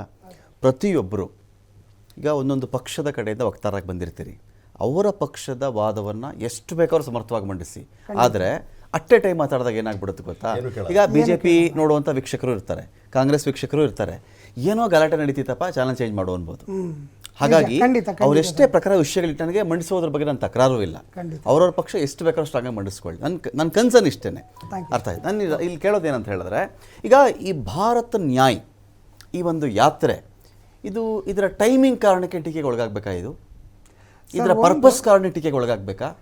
ಅಥವಾ ಇದೇನಕ್ಕೋ ಕೌಂಟರ್ ಕೊಡ್ತಾ ಇದೆ? ಇಲ್ಲಿ ಅವರೇನೋ ಅಲ್ಲಿ ರಾಮ ಮಂದಿರ ಇದು ಮಾಡ್ತಾ ಇದ್ದಾರೆ, ಆ ಕಾರಣಕ್ಕೆ ಈಗ ಒಂದು ಕಡೆ ಇದೇ ನಿಮ್ಮ ಇಂಡಿಯಾ ಕೂಟದ ಕೇಳ್ತೀನಿ ನಾನು, ಸೀಟ್ ಹಂಚಿಕೆ ಡಿಸೈಡ್ ಆಗಿಬಿಡ್ಲಿ, ನಮ್ಗೆ ಇನ್ಮೇಲಾದರೂ ಪರದಾಟ ಆಗಿಬಿಡುತ್ತೆ, ಹೌದು, ಏನೇ ಡಿಸೈಡ್ ಆಗೋದಿದ್ರು ಇದೇ ನಿಮ್ಮ ಇಂಡಿಯಾ ಕೂಟದ ಮೈತ್ರಿ ಮಾತುಕತೆಯಲ್ಲಿ ಜನವರಿ 22ರ ಒಳಗೆ ನಮಗೆ ತಿಳಿಸ್ಬಿಟ್ರಪ್ಪ ಸೀಟ್ದು ಯಾವ್ಯಾವ ರಾಜ್ಯದ ಏನೇನು ಕಥೆ ಅಂತೇಳಿ. ಅದೇನು ಫೈನಲ್ ಆಗಲಿಲ್ಲ. ಒಬ್ಬರು ಖರ್ಗೆ PM ಆಗಲಿ ಅಂತಾರೆ, ಒಂದಷ್ಟು ಜನ ಮಾತೇ ಆಡಲ್ಲ, ಒಂದಷ್ಟು ಜನ ಎಸ್ ಅಂತಾರೆ. ಸೊ ಈ ಕೂಟದ ಕಥೆ ಏನೀಗ ಇದು ಒಂದು ಅಲ್ಲಿ ನನಗೆ ನಾಗರಾಜದ ಒಂದು ಪಾಯಿಂಟ್ ಇಷ್ಟ ಆಯ್ತು ನನಗೆ, not under the flag of Congress ಅಂತ. ನಾವೇನು ಕಾಂಗ್ರೆಸ್ ಫ್ಲಾಗ್ ಇಟ್ಕೊಂಡು ಹೋಗ್ತಿಲ್ಲ, ಯಾರು ಬೇಕಾದ್ರೂ ಬರ್ಬೋದು ಅಂತೇಳಿ. ಹೇಗಿದು, ಹೌ ಟು ಗೋ? ಸರ್ ಈಗ ನರೇಂದ್ರ ಮೋದಿಯವರು 10 ಕಿಲೋಮೀಟರ್ ನಡೆದ್ರೆ ಸಿಗೋ ಪ್ರಚಾರ ಬೇರೆ, ಬೇರೆ, ರಾಹುಲ್ ಗಾಂಧಿ 3600 ಕಿಲೋಮೀಟರ್ ನಡೆದಾಗ ಸಿಕ್ಕ ಪ್ರಚಾರ ಬೇರೆ. ಬೇರೆ ಕೀಪ್ ಇನ್ ಮೈಂಡ್, ಖಂಡಿತ, ನಿಮ್ಗೆ ಅರ್ಥ ಆಗಿರೋ ಏನು ಹೇಳ್ತಾ ಇದ್ದೀನಿ. ಖಂಡಿತ. ನರೇಂದ್ರ ಮೋದಿ 2 ಕಿಲೋಮೀಟರ್ ನಡೆದು ಬಿಡ್ಲಿ, ರಮಾಕಾಂತ್ ಸರ್, ಪ್ರಶ್ನೆ ಅದಲ್ಲ. ನರೇಂದ್ರ ಮೋದಿ ಅವರು 2 ಕಿಲೋಮೀಟರ್ ನಡೆದ್ರೆ ಆಗೋ ಸುದ್ದಿ ಬೇರೆ, ಬೇರೆ, ರಾಹುಲ್ ಗಾಂಧಿ 3600 ಕಿಲೋಮೀಟರ್ ನಡೆದಾಗ ಆದ ಸುದ್ದಿ ಬೇರೆ. ಈ ಇದರಲ್ಲಿ ಸರ್ ಬರ್ಬಿಡ್ತೀವಿ ಸರ್, ನಿಮಗೆ ಬರ್ತೀವಿ. If Rahul Gandhi was sitting in that place, the same thing will happen. Fine. The chair makes difference, power makes difference. Agri sir, completely agri. India ಕೂಟ ಏನು ನಿಮ್ಮ ಸ್ಟ್ಯಾಂಡ್ ಏನು ಇದರಲ್ಲಿ? ಸರ್ ಇಂಡಿಯಾ ಕೂಟದಲ್ಲಿ ನೋಡಿ ಒಂದು ವಿಚಾರವನ್ನು ಹೇಳ್ತೀನಿ. ಇವತ್ತು NDA ಆಗಿರ್ಬೋದು, ಇಂಡಿಯಾ ಕೂಟ ಆಗಿರ್ಬೋದು, ಎಲ್ಲದರಲ್ಲೂ ಕೂಡ ಒಮ್ಮತ ಬರೋದು ಅಷ್ಟು ಸುಲಭದ ಮಾತೇನಲ್ಲ. ಓಕೆ, 5 ಬೆರಳು ಒಂದು ಸಮ ಇರೋದಿಲ್ಲ. ಆದರೆ ಒಂದು ವಿಚಾರ ಹೇಳ್ತೀನಿ, ಭಾಗದಾಗ 5 ಬೆರಳು ಒಂದೇ ಸಮ ಬರುತ್ತೆ ಅನ್ನೋದನ್ನು ನಾವು ಕೂಡ ಒಪ್ಪಬೇಕಾಗ್ತದೆ. ಇಲ್ಲಿ ಬಾಗಬೇಕಾದವರು ಕಾಲಕ್ರಮೇಣ ಬಾಗ್ತಾರೆ. ಇನ್ನು ಯಾಕಂದ್ರೆ ಇನ್ನು ಟೈಮ್ ಇದೆ, ಸಮಯ ಇದೆ. ಇನ್ನೂ ಬೀಗ್ತಾ ಇದ್ದೀರಾ ಅಂತ ಅಲ್ಲ, ಇನ್ನು 100% ಬಾಗೋದಕ್ಕೂ ಸಮಯ ಇರುತ್ತೆ. ಎಲ್ಲರೂ ಬಾಗ್ತೇವೆ, ಒಂದು ಜಾಗದಲ್ಲಿ ಒಂದು ಜೊತೆನಲ್ಲಿ ಹೋಗುವಂತ ಕೆಲಸವನ್ನ ಮಾಡ್ತೇವೆ. ಒಂದು ವಿಚಾರ. ಎರಡನೇ ವಿಚಾರ ಏನಪ್ಪಾ ಅಂತಂದ್ರೆ, ಇವತ್ತು ಉತ್ತರ ಭಾರತದಲ್ಲಿ ಮತ್ತೆ ಏನಾದ್ರೆ ಮಣಿಪುರದಲ್ಲಿ ನಡೆದಂಥ ಹಗರಣಗಳೇನಿದೆ, ಇದೇನು ಈ ಮೊದಲು ಕಾಂಗ್ರೆಸ್ ಅಲ್ಲಿ ನಡೆದಿರಲಿಲ್ಲ. ಆದರೆ ಇವತ್ತು ಆ ಒಂದು ವಿಚಾರವನ್ನು ಇಟ್ಕೊಂಡು ಅವರು ಹೋರಾಟ ಮಾಡಬಾರ್ದು ಅನ್ನೋದೇನು ಇಲ್ಲ. ಹೌದಾ? ಈ ಮೊದಲಿಗೆ ಗ್ಯಾಸ್ ಸಿಲಿಂಡರ್ ಬೆಲೆ ಏರಿಕೆ ಆಯ್ತು ಅಂದಾಗ ಸಿಲಿಂಡರ್ಗಳನ್ನ ಇಟ್ಕೊಂಡು ರೋಡಲ್ಲಿ ಕೂತ್ಕೊಂಡ್ರಿ. ಅದೇ ಸಿಲಿಂಡರ್ ಇವತ್ತು 1200 ರೂಪಾಯಿ ಆಯ್ತು. ನಿಮ್ದೇ ಸರ್ಕಾರ, ಎಲ್ಲೋದ್ರಿ ನೀವು? ನಿಮ್ದೇ ಸರ್ಕಾರದಲ್ಲಿ ದಲಿತರ ಮೇಲೆ ಅತ್ಯಾಚಾರಗಳಾದವು, ಎಲ್ಲೋದ್ರಿ ನೀವು? ಇದು ನಿಮ್ದೇ ಸರ್ಕಾರದಲ್ಲಿ ದಲಿತ ಯುವಕರ ಮೇಲೆ ಮೂತ್ರ ಮಾಡೋದ್ರ ಕೂಡ ನೋಡಿದ್ವಿ ನಾವು ಕೂಡ ಟಿವಿಗಳಲ್ಲಿ, ನೀವು ಕೂಡ ನೋಡಿದ್ವಿ. ಎಂತೆಂಥ ಅನ್ಯಾಯಗಳು, ಎಂತೆಂಥ ಅತ್ಯಾಚಾರಗಳು. ಒಂದು ಆ ತಂದೆ ತಾಯಿಗೆ ಆ ಹೆಣ್ಣು ಮಗುವಿನ ಮುಖವನ್ನು ಕೂಡ ತೋರಿಸದೆ ಸ್ಮಶಾನದಲ್ಲಿ ಸುಟ್ಟಾಕಿದ್ರಿ. ಇದಕ್ಕಿಂತ ಹೀನಾಯವಾದ ಕೆಲಸಗಳಿದೆಯಾ? ಎಂತೆಂಥ ಕೆಲಸಗಳು ಒಂದೊಂದು ರಾಜ್ಯದಲ್ಲೂ ಬಂದ. ಎಲೆಕ್ಷನ್ ಗೆದ್ರು ಸರ್, ಅಕ್ಸೆಪ್ಟ್ ಮಾಡ್ಕೋಬೇಕು. ಎಲೆಕ್ಷನ್ ಗೆದ್ರು ಸರ್. ಈಗ ನೀವು ಎಲ್ಲಿ ಈಗ ನೀವೇ ಮಾತಾಡೋದು, ಈಗ ನಾನು ರಾಜಶೇಖರ್ ಅವರೇ ಇದೇ ವಿಚಾರನ ನಾನು ಹಿಂದಿನ ಡಿಬೇಟ್ಗಳಲ್ಲೂ ಕ್ವಶನ್ ಮಾಡಿದ್ದೀನಿ. ಎಲೆಕ್ಷನ್ ಗೆದ್ವಲ್ರಿ, ಅಲ್ಲಿ ಯಾವ ಕ್ಷೇತ್ರದಲ್ಲಿ ಈ ತರ ಆಯ್ತೋ ಚುನಾವಣೆ ಗೆದ್ದಿದ್ದೀವಿ ಅಂತ ಅವ್ರು ಹೇಳಿದ್ದಾರೆ ನಮಗೆ. ಎಲೆಕ್ಷನ್ ಗೆದ್ದಿದ್ದು ನಿಜ, ನೀವು ಎಲೆಕ್ಷನ್ ಗೆದ್ದಿದ್ದು ನಿಜ ಅಲ್ವೇ? ಸುಳ್ಳಿಲ್ಲ. ಇಲ್ಲಿ ಆ ವಿಚಾರಗಳು ನಡೆಯೋದಿಕ್ಕೂ ಆ ತರ ಒಂದು ಕೆಟ್ಟ ವಿಚಾರ ನಡೆದಿದ್ದ ಘಟನೆಗೂ ಚುನಾವಣೆ ಗೆಲ್ಲಕ್ಕೂ ಸಂಬಂಧ ಇಲ್ಲ. ಇವತ್ತು ಯಾರೇ ಆ ತಪ್ಪನ್ನ ಮಾಡಿದ್ರೆ, ಇವಾಗ ಬೆಳಗಾಮಲ್ಲಿ ನಡೀತು. ಬೆಳಗಾಮಲ್ಲಿ ಯಾವ್ದೋ ಒಂದು ವಿಲೇಜ್ ಅಲ್ಲಿ ಅದ್ ನಿಲ್ಸ್ಕೊಂಡು ಇವತ್ತು ಇಲ್ಲಿವರೆಗೂ ಈ ರಾಜ್ಯದ ಮುಖ್ಯಮಂತ್ರಿಗಳು ಅಲ್ಲೇ ಒಂದು ಅಧಿವೇಶನ ನಡಿಬೇಕಾದ್ರು ಅಲ್ಲೋಗಿ ಅಟ್ಲೀಸ್ಟ್ ಆಕೆಗೆ ಒಂದು ಸಾಂತ್ವನ ಹೇಳಲಿಲ್ಲ. ಅಂತ ಮನಸ್ಸಿರ್ತಕ್ಕಂಥದ್ದು ಕಾಂಗ್ರೆಸ್ನವ್ರಿಗೆ ಅರ್ಥ ಮಾಡ್ತಾರೆ. ಅಂತ ಘಟನೆಗಳು ಇಟ್ಕೊಂಡು ರಾಜಕೀಯ ಮಾಡಕೊಳ್ತಿರೋರು ಕಾಂಗ್ರೆಸ್ನವರು. ಅಂತ ಪರಿಸ್ಥಿತಿ ಬಿಜೆಪಿಗೆ ಹೋಗ್ಬಿಟ್ಟು ಚುನಾವಣೆ ಗೆಲ್ಬೇಕು, ಅದನ್ನ ಇಟ್ಕೊಬೇಕು ಅನ್ನೋ ವಿಚಾರ ಅಲ್ಲ.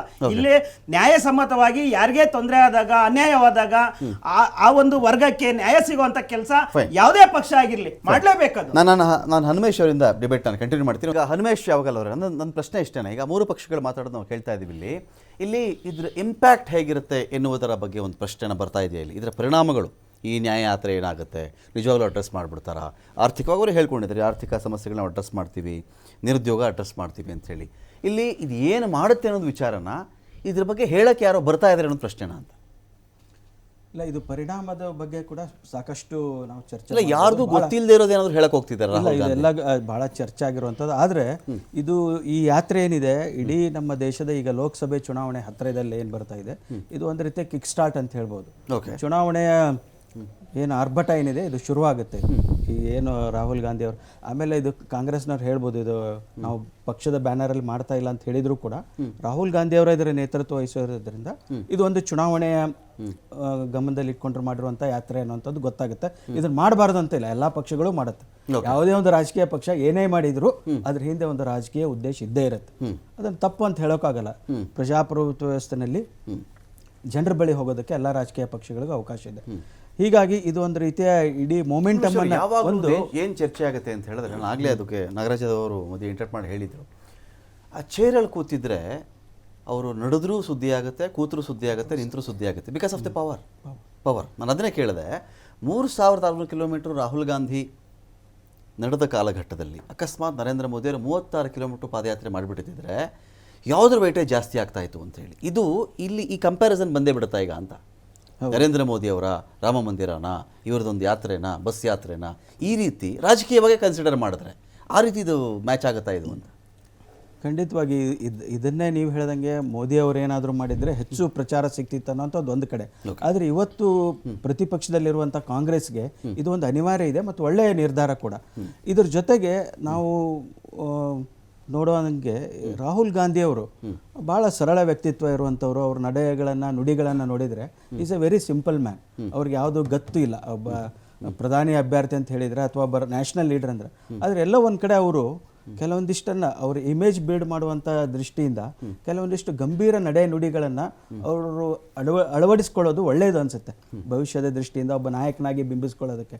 ಯಾಕಂದರೆ ನಾವು ಇವತ್ತು ಮಾಧ್ಯಮಗಳಲ್ಲಿ ಸಾಮಾಜಿಕ ಜಾಲತಾಣಗಳಲ್ಲಿ ನೋಡಿದಾಗ ಅವ್ರನ್ನ ಎಲ್ಲ ಒಂದು ಕಡೆ ಹಾಸ್ಯ ಮಾಡುವಂಥದ್ದು. ನಫರತ್ ಕಿ ಬಾಜಾರ್ ಮೇ ಮೊಹಬ್ಬತ್ ಕಿ ದುಕಾನ್ ಅವ್ರು ಭಾಳ ಒಳ್ಳೆ ವ್ಯಕ್ತಿ, ಒಳ್ಳೆ ಸ್ಟೇಟ್ಮೆಂಟ್ ಕೊಡ್ತಾರೆ, ಒಳ್ಳೆ ಸಾಮಾನ್ಯ ಜನರ ಜೊತೆ ಬರೀತಾರೆ. ಆದರೆ ಎಲ್ಲ ಒಂದು ಕಡೆ ಇವತ್ತು ನೋಡಿ, ಮೊನ್ನೆ ನಾವು ಪಾರ್ಲಿಮೆಂಟಲ್ಲಿ ಆದಂಥ ಘಟನೆ, ಇಡೀ ನಮ್ಮ ಪ್ರಜಾಪ್ರಭುತ್ವ ಇತಿಹಾಸದಲ್ಲೇ ಇಷ್ಟೊಂದು ಎಂಪಿಗಳನ್ನ ಯಾವತ್ತೂ ಅಮಾನತು ಹಾಕಿರಲಿಲ್ಲ.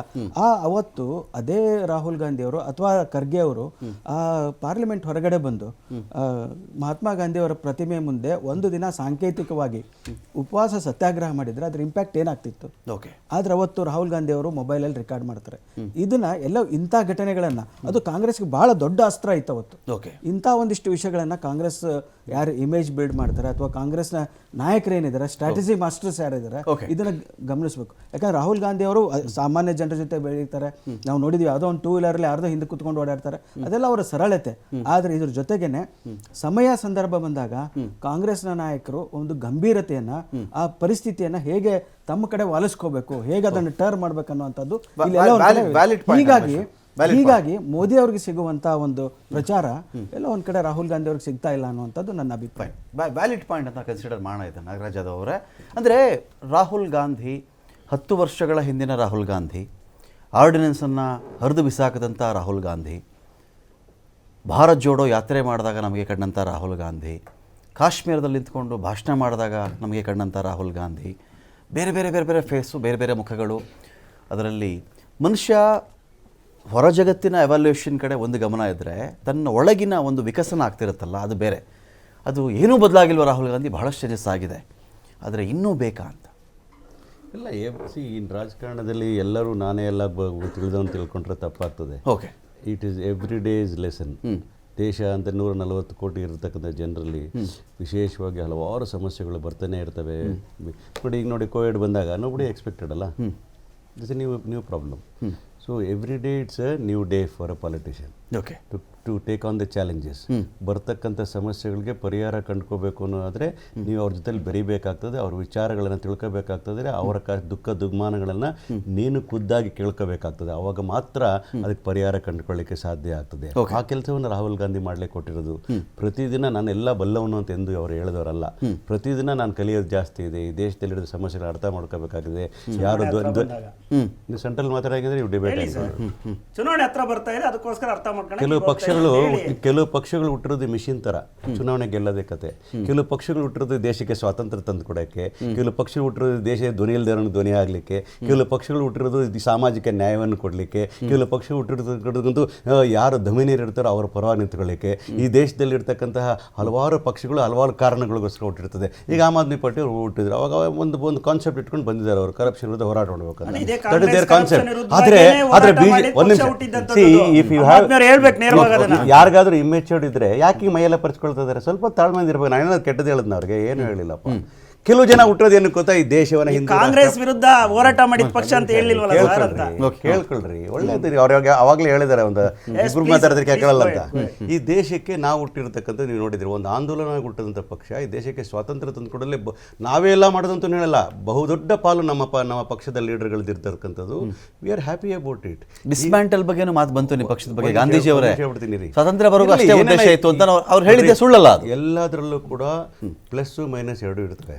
ಆದ್ರೆ ಕೆಲವು ಪಕ್ಷಗಳು ಹುಟ್ಟಿರ್ತಕ್ಕಂಥದ್ದು ಈ ದೇಶವನ್ನ ಒಂದು ಸೆಕ್ಯುಲರ್ ಆಗಿರ್ತಕ್ಕಂಥ, ಸಮಾಜವಾದಿ ತತ್ವದಲ್ಲಿರ್ತಕ್ಕಂಥ, ಎಲ್ಲರನ್ನೂ ಒಳಗೊಂಡಂತಹ 140 ಕೋಟಿ ಜನರ ಭಾರತವನ್ನ ನಾವು ನೋಡ್ತಾ ಇರ್ತಕ್ಕಂಥ ಸಂದರ್ಭದಲ್ಲಿ ಇನ್ನು 100 ವರ್ಷಕ್ಕೆ ಯಾವ ರೀತಿ ಭಾರತ ಇರಬೇಕು ಆಲೋಚನೆ ಮಾಡುವಾಗ ಇಲ್ಲ ಇದು ನಾವು ಹಿಂದೂ ರಾಷ್ಟ್ರ ಅಂತ ಮಾಡಬೇಕು, ಮುಸಲ್ಮಾನರನ್ನ ಸ್ವಲ್ಪ ಯಾಕಂದ್ರೆ ಸೆಕೆಂಡ್ ಕ್ಲಾಸ್ ಸಿಟಿಸನ್ ಆಗಿ ನೋಡಬೇಕು ಅಂತ ಈ ಆಲೋಚನೆಗಳಿಂದ ನಾವು ಹೊರಗೆ ಬರಬೇಕು ಅಂತಕ್ಕಂಥದ್ದು ನಮ್ಮ ಆಲೋಚನೆ ಆಗ್ತದೆ. ಅಧಿಕಾರದಲ್ಲಿ ಇರಲಿ ಬಿಡಲಿ, ಬಟ್ ಇವರ ಸ್ಲೋಗನ್ ಎಂತವ್ರದ್ದು, ಕಾಂಗ್ರೆಸ್ ಮುಕ್ತ ಭಾರತ ಅಂತೇಳಿ. ನಾವೆಂದಾದ್ರೂ ಬಿಜೆಪಿ ಮುಕ್ತ ಭಾರತ ಅಂತ ಹೇಳಿದೀವಾ? ನೀವಿರಬೇಕು, ಸ್ಟ್ರಾಂಗ್ ಅಪೋಸಿಷನ್ ಇರಬೇಕು, ಸ್ಟ್ರಾಂಗ್ ರೂಲಿಂಗ್. ನಾನು ಇನ್ನೊಂದು ಪ್ರಶ್ನೆ ನಿಮಗೆ ಕೇಳ್ಬಿಡ್ತೀನಿ. ಈ ಯಾತ್ರೆಯನ್ನು ನೀವು ಯಾವ ಮಾನದಂಡ, ಯಾವ ಅಳತೆಗೋಲಲ್ಲಿ ಇದರ ಯಶಸ್ಸನ್ನು ಅಥವಾ ಯಶಸ್ಸಾಗಲಿಲ್ಲ ಅನ್ನೋದನ್ನು ಕನ್ಸಿಡರ್ ಮಾಡ್ತೀರಿ ಅಂತ? ಈಗ ರಾಹುಲ್ ಗಾಂಧಿ ಪಾದಯಾತ್ರೆ ಮಾಡಿದಾಗಲೂ ಕೂಡ ಒಂದು 5 ರಾಜ್ಯಗಳ ಎಲೆಕ್ಷನ್ ಇತ್ತು. ಕೆಲವು ರಾಜ್ಯಗಳಲ್ಲಿ ರಾಹುಲ್ ಗಾಂಧಿ ಪ್ರಚಾರ ಮಾಡಬೇಕಾಗಿತ್ತು, ರಾಹುಲ್ ಬರಲೇ ಇಲ್ಲ ಅಂತ ಕೂಡ ತಕರಾರುಗಳಿತ್ತು. ಎಲ್ಲೋ ಒಂದು ಕಡೆ ಹೋಗಿರ್ಬೋದು, ಒಂದಿನ ಹೋಗಿ ಮತ್ತೆ ಅಲ್ಲಿ ವಾಪಸ್ ಜಾಯ್ನ್ ಆಗಿ ಮಾಡಿರಬಹುದು. ಇದನ್ನ ಎಲೆಕ್ಷನ್ ರಿಸಲ್ಟ್ಸ್ಗಳ ಆಧಾರದ ಮೇಲೆ ನೀವು ಈಗ ನೀವು ಮೋದಿದು ಹೇಳಿದ್ರಿ 28 ಕ್ಷೇತ್ರಕ್ಕೆ ಬಂದ್ರು ಏನಾಗ್ಬಿಡ್ತಲ್ಲಿ ಅಂತ ಹೇಳಿ. ಇದು ಕರ್ನಾಟಕದ ಮಟ್ಟಿಗೆ. ಬೇರೆ ರಾಜ್ಯಗಳಿಗೆ ಹೋದ್ರೆ ಅಲ್ಲಿ ರಾಹುಲ್ ಗಾಂಧಿ ಪಾದಯಾತ್ರೆ ಏನು ಇಂಪ್ಯಾಕ್ಟ್ ಮಾಡ್ತು ಅಂತ ಮಾತು ಹೇಳಿದೆ ಅಂದ್ರೆ, ರಾಹುಲ್ ಗಾಂಧಿ ಅವರು ಕರ್ನಾಟಕದಲ್ಲಿ ಬಂದರು, ತೆಲಂಗಾಣಲ್ಲಿ ಬಂದರು, ಗೆದ್ದುಬಿಟ್ರು, ಬೇರೆ ಕಡೆ ಹೋಗಿದ್ರು, ಮಧ್ಯಪ್ರದೇಶದಲ್ಲ ಹೋಗಿದ್ರು, ಯಾಕೆ ಸೋತ್ಬಿಟ್ರು ಅಂತೇಳಿ ಬೇರೆ ಚಾನಲ್. ಅದಕ್ಕೆ ನಾನು ಹೇಳಿದೆ, ಇವನ್ನೆಲ್ಲ ರಾಜಕೀಯವಾದ ದೃಷ್ಟಿಕೋನದಿಂದ ಕರ್ನಾಟಕದಿಂದ ನೋಡಬೇಡಿ. ಉದಾಹರಣೆ ತಗೋಬೇಕಾದ್ರೆ ನರೇಂದ್ರ ಮೋದಿ ಅವರು ಕರ್ನಾಟಕಕ್ಕೆ ಎಷ್ಟು ಸಲ ಬಂದರು ಅಂತಂದ್ರೆ, ಎಲ್ಲಿ ಬಂತು ಅಂದರೆ ಅವರೆಲ್ಲ ಲೀಡರ್ಗಳನ್ನ ಫುಟ್ಪಾತಲ್ಲಿ ನಿಲ್ಸೋ ಮಟ್ಟಕ್ಕೆ ಬಂದ್ಬಿಡ್ತು. ಅಷ್ಟು ಬೇಜಾರಾಗಿ ಹೋಗ್ಬಿಟ್ರು ರಿಸಲ್ಟ್ನ. ಕರ್ನಾಟಕ ಜನ ತಿರಸ್ಕಾರ ಮಾಡಿಬಿಟ್ರು ಅವ್ರನ್ನ. ಅಂದರೆ ಮೋದಿಗೆ ಅವಮಾನ ಮಾಡಿದ್ರು ಅಂತ ನಾನು ಹೇಳಲ್ಲ. ಹಂಗೆ ನೀವು ರಾಹುಲ್ ಗಾಂಧಿ ಬಗ್ಗೆ ಮಾತಾಡಬೇಡಿ. ನಾನು ಗೌರವ ಕೊಡ್ತೀನಿ ನರೇಂದ್ರ ಮೋದಿ ಅವರಿಗೆ, ನೀವು ಗೌರವವಾಗಿ ನಡ್ಕೋಬೇಕಾಗ್ತದೆ ಅಪೋಸಿಷನ್ ಲೀಡರ್ನ ಅಂತಕ್ಕಂಥದ್ದು ತಿಳಿ.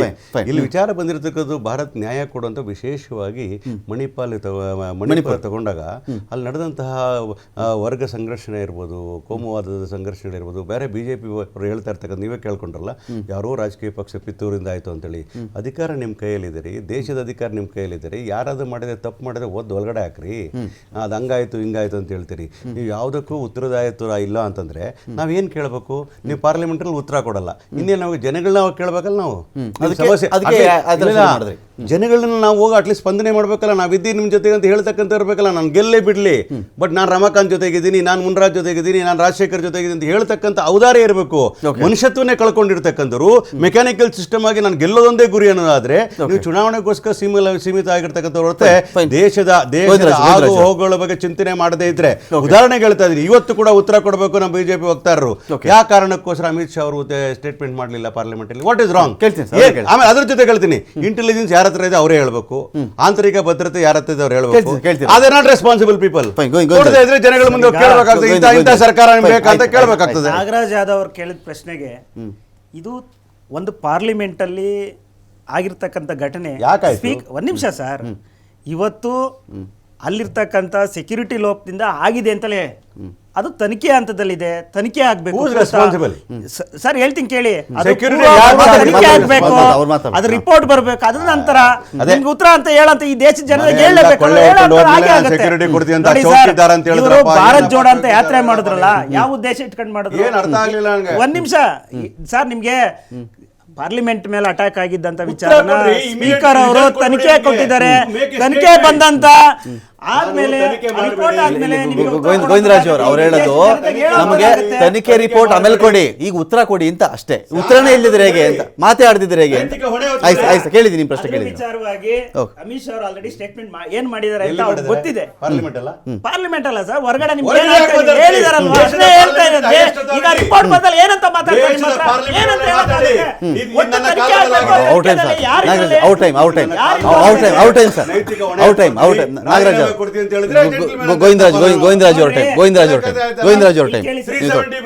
ಆಯ್ತು ಸರ್, ನೋಡಿ ಸರ್, ನೀವು ಮಾತಾಡ್ಬೇಕಾದ್ರೆ ಸ್ಟಾಪ್ ಮಾಡಿ. ನೀವು ಮಾತಾಡ್ಬೇಕಾದ್ರೆ ಸೈಲೆಂಟ್ ಆಗಿದ್ರು. ಭಾರತ್ ಜೋಡ ಅಂತ ಇವ್ರು ಹೊರಟ್ರು.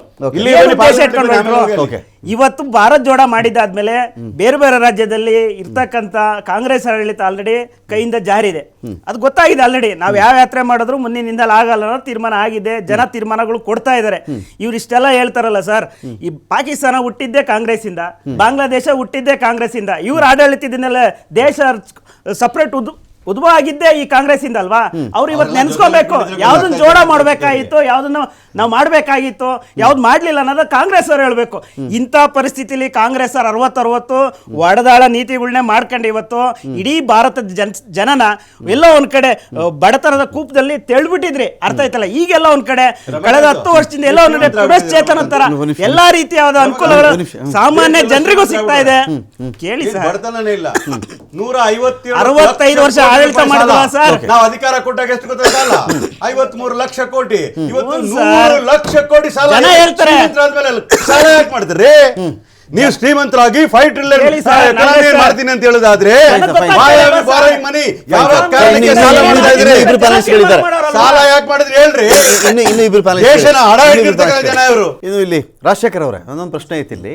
ಈಗ ನಾವು ಗೋವಿಂದರಾಜು ಅವ್ರು ಮಾತು ಕೇಳಿದ್ವಿ, ನಾಗರಾಜದವ್ರು ಕೂಡ ಹೇಳ್ತಾ ಇದ್ರು. ಈಗ ಏನೇ ಮಾಡಿ ನೀವು, ಈಗ ನಾನು ರಾಜಕೀಯವಾಗಿ ಮಾಡಿದ್ದೀನಿ ಅಂತ ಹೇಳಿದ್ರು ಅಷ್ಟೇ, ನಾನು ಮಾಡ್ತಾ ಇಲ್ಲ ಅಂತ ಹೇಳಿದ್ರು ಅಷ್ಟೇ, ಅದರದ್ದೊಂದು ಇಂಪ್ಯಾಕ್ಟ್ ಅಂತ ಇದ್ದೇ ಇರುತ್ತೆ. ಖಂಡಿತ ಸರ್. ಒಂದು ಅಳಿಯೋಕ್ಕೆ ಒಂದು ಮಾನದಂಡ ಇರುತ್ತೆ. ಬಹುತೇಕ ಸಂದರ್ಭಗಳಲ್ಲಿ ಇದನ್ನು ಎಷ್ಟು ಜನ ಆಚೆ ಬಂದು ಹೇಳಿದ್ರು, ಮೀಡಿಯಾ ಮುಂದೆ ಹೇಳಿದ್ರು, ಇದು ಯಾವುದೂ ವಿಚಾರ ಆಗಲ್ಲ. ಅಲ್ಟಿಮೇಟ್ಲಿ ವಿಚಾರ ಆಗೋದೇನು ಹೇಳಿ, ಎಲೆಕ್ಷನಲ್ಲಿ ಏನು ಉತ್ತರ ಕೊಟ್ಟರು ಅಂದರೆ ನಡೆದಿದ್ದ ಘಟನೆಗಳಿಗೆಲ್ಲ ಅವರು ಅದರಲ್ಲಿ ಎಸ್ ಅಂತ ಹೇಳಿಬಿಟ್ಟಿದ್ದಾರೆ ಅಂತ ಅರ್ಥ ಅಲ್ಲ. ಒಂದೇ ಅತ್ಯಾಚಾರ ಆಯಿತು, ಶಬಾಷ್. ರೈತರ ಮೇಲೆ ಜೀಪರಿಸ್ಬಿಟ್ಟ, ಅಲ್ಲ ಎಲೆಕ್ಷನ್ ಗೆದ್ದುಬಿಟ್ವಿ, ಆ ಘಟನೆ ಶಬಾಷ್. ಅಲ್ಲ ರೈತರು ಪ್ರತಿಭಟನೆ ಮಾಡಿದರು, ಸತ್ರು, ಅಲ್ಲ. ಇದು ಅಲ್ಲದೆ ಇದ್ದರೂ ಕೂಡ 100 ಜನದಲ್ಲಿ 65% ಜನ ಓಟ್ ಹಾಕಿರ್ತಾರೆ, 61% ಜನ ಓಟ್ ಹಾಕಿರ್ತಾರೆ. ಇನ್ನು 40% ನಮ್ಗೆ ಗೊತ್ತೇ ಇರಲ್ಲ, 31% ಗೊತ್ತೇ ಇರಲ್ಲ. ಅವ್ರ ಮನಸ್ಸಲ್ಲಿ ಬೇಸರ ಇತ್ತಾ, ಅಸಮಾಧಾನ ಇತ್ತಾ, ಸೋಂಬೇರಿತನ ಇತ್ತಾ, ನಿರ್ಲಕ್ಷ್ಯ ಇತ್ತಾ, ಅಲಕ್ಷ್ಯ ಇತ್ತಾ, ಒಂದೊಂದು ಕೆಟ್ಟು ಬೇಸರಕ್ಕೆ ಅವರು ನಾನು ಯಾವನಿಗೆ ಓಟ್ ಹಾಕಿದ್ರು ಇಷ್ಟೇ ರೀ, ನಮ್ಗೆ ಗೊತ್ತಿಲ್ಲ. 61ರಲ್ಲಿ ದಿ ಬೆಸ್ಟ್ 35, 36, 31, 32 ಇದರ ಆಧಾರದ ಮೇಲೆ ಅಂದರೆ ದೇಶ ಚುಕ್ಕಾಣಿ ನಾವು ಹೆಚ್ಚು ಕಡಿಮೆ ಒಂದು 35ರಿಂದ 37% ಜನ ಡಿಸೈಡ್ ಮಾಡಿಬಿಡ್ತಾರೆ. ಖಂಡಿತ ನಾನು ಒಪ್ಕೋಬೇಕು, ನೀವು ಒಪ್ಕೋಬೇಕು. ಬರೀ 37%, 38% ಜನ ಈ ದೇಶದ ಭವಿಷ್ಯ ಡಿಸೈಡ್ ಮಾಡಿಬಿಡ್ತಾರೆ ರೀ. ಇನ್ನು ದೊಡ್ಡ ನಂಬರ್ಸ್ ಎಷ್ಟು ಹೇಳಿ, 63% ಜನ ಅಲ್ಲಿ ವಿರೋಧನೂ ಮಾಡಿರೋರು ಇರ್ತಾರೆ, ಅದರಲ್ಲಿ ತಟಸ್ಥನೂ ಇರ್ತಾರೆ, ನನಗೆ ಓಟಿಗೆ ಬರದೇ ಇರೋರು ಇರ್ತಾರೆ. ಸೊ ನಾವು ಅಳಿಯೋದು ಹೇಗಿದನ್ನು? ಎಲೆಕ್ಷನ್ ರಿಸಲ್ಟ್ ಬಂತಪ್ಪ, 2 ರಾಜ್ಯದಲ್ಲಿ ಅವ್ರಿಗೆ ಗೆದ್ರು, 3 ರಾಜ್ಯದಲ್ಲಿ ಇವ್ರಿಗೆ ಗೆದ್ರು, 5 ರಾಜ್ಯದಲ್ಲಿ ಅವ್ರಿಗೆ ಗೆದ್ರು ಅಂದಾಗ ಇದೆಲ್ಲ ಕ್ರೈಟೀರಿಯಾ ಆಗಬಲ್ಲದ? ಇದು ನಮ್ಮ ಜನನ ಅಥವಾ ಜನ ಕೊಟ್ಟ ಈ ತೀರ್ಪನ್ನು ಇಶ್ಯೂಗಳು ಅಡ್ರೆಸ್ ಮಾಡ್ತಾ ಇದೆಯಾ ಇಲ್ಲಿ, ಅಥವಾ ಇಶ್ಯೂಗಳನ್ನು ಇವರು ಅಡ್ರೆಸ್ ಮಾಡ್ತಾ ಇದ್ದಾರೆ? ಸರ್, ಇಶ್ಯೂಗಳನ್ನು ಅಡ್ರೆಸ್ ಮಾಡೋದು ಏನಿದೆಯಲ್ಲ, ಇದರಿಂದನೇ ಸಾಕಷ್ಟು ದೇಶಗಳಲ್ಲಿ ನಾಯಕತ್ವನೇ ಬದಲಾಗಿದೆ. ಇದನ್ನು ನಾವು ಮೊದಲಿಗೆ ಅರ್ಥ ಮಾಡ್ಕೊಳ್ಬೇಕಾಗಿದೆ. ಉದ್ಯೋಗಗಳು ಸೃಷ್ಟಿಯಾಗದೆ ಯಾವಾಗ ವಿದ್ಯಾವಂತರು ಬೀದಿ ಪಾಲಾದರು, ಅವತ್ತು ಇದೇ BJP ಹೇಳಿದ್ದು ಪಕೋಡ ಮಾರಿ ಅಂತ. ಅವರೆಲ್ಲ ಇವತ್ತು ಯೋಚನೆ ಮಾಡುವಂಥ ಆ ಒಂದು ವಿಚಾರವನ್ನು ತಗೊಂಡು ಮುಂದೆ ಹೊಟ್ಟಿದ್ದಾರೆ. ಸಾಕಷ್ಟು ಇವ್ರು ಏನಾದರೆ ಏನು ಗೆಲ್ಲುವಾಗ ಆ ಆಶ್ವಾಸನೆಗಳನ್ನು ಕೊಟ್ಟಿದ್ರು. ಕಪ್ಪು ಹಣ ತರ್ತೀವಿ ಅಂತ, ಮತ್ತು ಭ್ರಷ್ಟಾಚಾರ ಕಡಿಮೆ ಮಾಡ್ತೀವಿ ಅಂತ, 15 ಲಕ್ಷ ಕೊಡ್ತೀವಿ ಅಂತ, ಮತ್ತು ಗಂಗಾ ಕ್ಲೀನ್ ಮಾಡ್ತೀವಿ ಅಂತೇಳಿ, ಸ್ವಚ್ಛ ಭಾರತ್, ಮತ್ತು ಬೇಟಿ ಬಚಾವ್ ಬೇಟಿ ಪಡಾವು, ಇದಂತೂ ಬಹಳ ದುರಂತ. ಬೇಟಿ ಬಚಾವ್ ಬೇಟಿ ಪಡಾವು, ಮಗಳು ನಮ್ಮನೆ ಮಗಳು, ಹಣನೂ ನಮ್ಮದು, ಪುಕ್ಸಟ್ಟೆ ಅಡ್ವರ್ಟೈಸ್ ಮಾತ್ರ ಇವ್ರದ್ದು. ಸೊ ಅಷ್ಟು ಸಾವಿರಾರು ಕೋಟಿ ಸುರಿದ್ರು ಗಂಗಾ ನದಿ ಕ್ಲೀನ್ ಮಾಡ್ತೀನಿ ಅಂತೇಳಿ, ಆಗ್ಲಿಲ್ಲ. ಎಲ್ಲವೂ ಕೂಡ ಬರೀ ಅಡ್ವರ್ಟೈಸ್ಮೆಂಟ್ ಮೇಲೆ. ಏನು ಆಗ್ಲಿಲ್ಲ ಅಂತ ನೀವು ಹೇಳಿ, ಏನು ಆಗ್ಲಿಲ್ಲ ಅಲ್ಲಲ್ಲ, ಏನು ಆಗ್ಲಿಲ್ಲ ಅನ್ನೋದು ಸುಳ್ಳು. ಅದರಲ್ಲಿ ಸಾಕಷ್ಟು ಏನೇನು ಹೇಳಿದ್ರು ಎಲ್ಲ ಆಗದೆ ಇರಬಹುದು. ಹೌದು, ಏನು ಮಾಡಿಲ್ಲ ಗಂಗಾ ನದಿನ, ಏನು ಮಾಡಿಲ್ಲ ಕಾಶಿನ, ಅಲ್ಲ ಕಂಪ್ಲೀಟ್ ಕ್ಲೀನ್ ಆಗಿಲ್ವಲ್ಲ. ನೋಡಿ ನೋಡಿ ಇಂದಿನ ಗಂಗಾ ನೋಡಿ, ರಾಮ ಮಂದಿರ ಆಗಿದೆ, ಒಪ್ಕೊಳ್ಳೋಣ. 1-2 ವಿಚಾರಗಳನ್ನ ಒಪ್ಕೊಂಡ್ರೆ ಉಳಿದ 10 ಹಲವುಗಳೆಲ್ಲ ಫೇಲ್ಯೂರ್ ಆಗಿ 1-2 ನಾವು ನಿಮ್ ಸಮಸ್ಯೆ ಹೇಳ್ಬಿಡ್ಲಾ? ಏನ್ ಹೇಳ್ಬೇಕು ಅದನ್ನ ಹೇಳೋದ್ ಬಿಟ್ಬಿಟ್ಟು ಇನ್ನೆಲ್ಲ ಮಾತಾಡ್ತಾ ಇರ್ತೀರಿ. ಅದಕ್ಕೆ ನೀವು ಯಾವತ್ತೂ ಇಶ್ಯೂಗಳು ಅಡ್ರೆಸ್ ಮಾಡಕ್ ಬರಲ್ಲ. ಅದನ್ನೇ ಹೇಳ್ತಾ ಇದ್ರು ಹನುಮೇಶ್ ಅವರು, ಅದನ್ನೇ ಹೇಳೋದು. ನಿಮ್ಗೆ ಏನ್ ಇಶ್ಯೂ ಅಡ್ರೆಸ್ ಮಾಡ್ಬೇಕು ಅದ್ ಮಾತಾಡಕ್ ಬರಲ್ಲ ನಿಮಗೆ ಅಂತ. ನಿಮ್ಮ ವೀಕ್ನೆಸ್ ಅವ್ರಿಗೆ ಚೆನ್ನಾಗಿ ಗೊತ್ತಿರ್ತವೆ ಅಂತ. ಖಂಡಿತವಾಗಿ. ಸೊ ಹಾಗಾಗಿ ಏನಾಗಿದೆ, ಸಾಕಷ್ಟು ಏನಾದರೂ ಇವರು ಕೊಟ್ಟ ಆಶ್ವಾಸನೆಗಳು ಫೇಲ್ಯೂರ್ ಆಗಿದೆ. ಆ ಫೇಲ್ಯೂರನ್ನು ಇಟ್ಕೊಂಡು ಸಾಮಾನ್ಯ ವರ್ಗಗಳ ಮುಂದೆ ಹೋದಾಗ 100% ಅದು ಇಂಪ್ಯಾಕ್ಟ್ ಆಗೇ ಆಗುತ್ತೆ.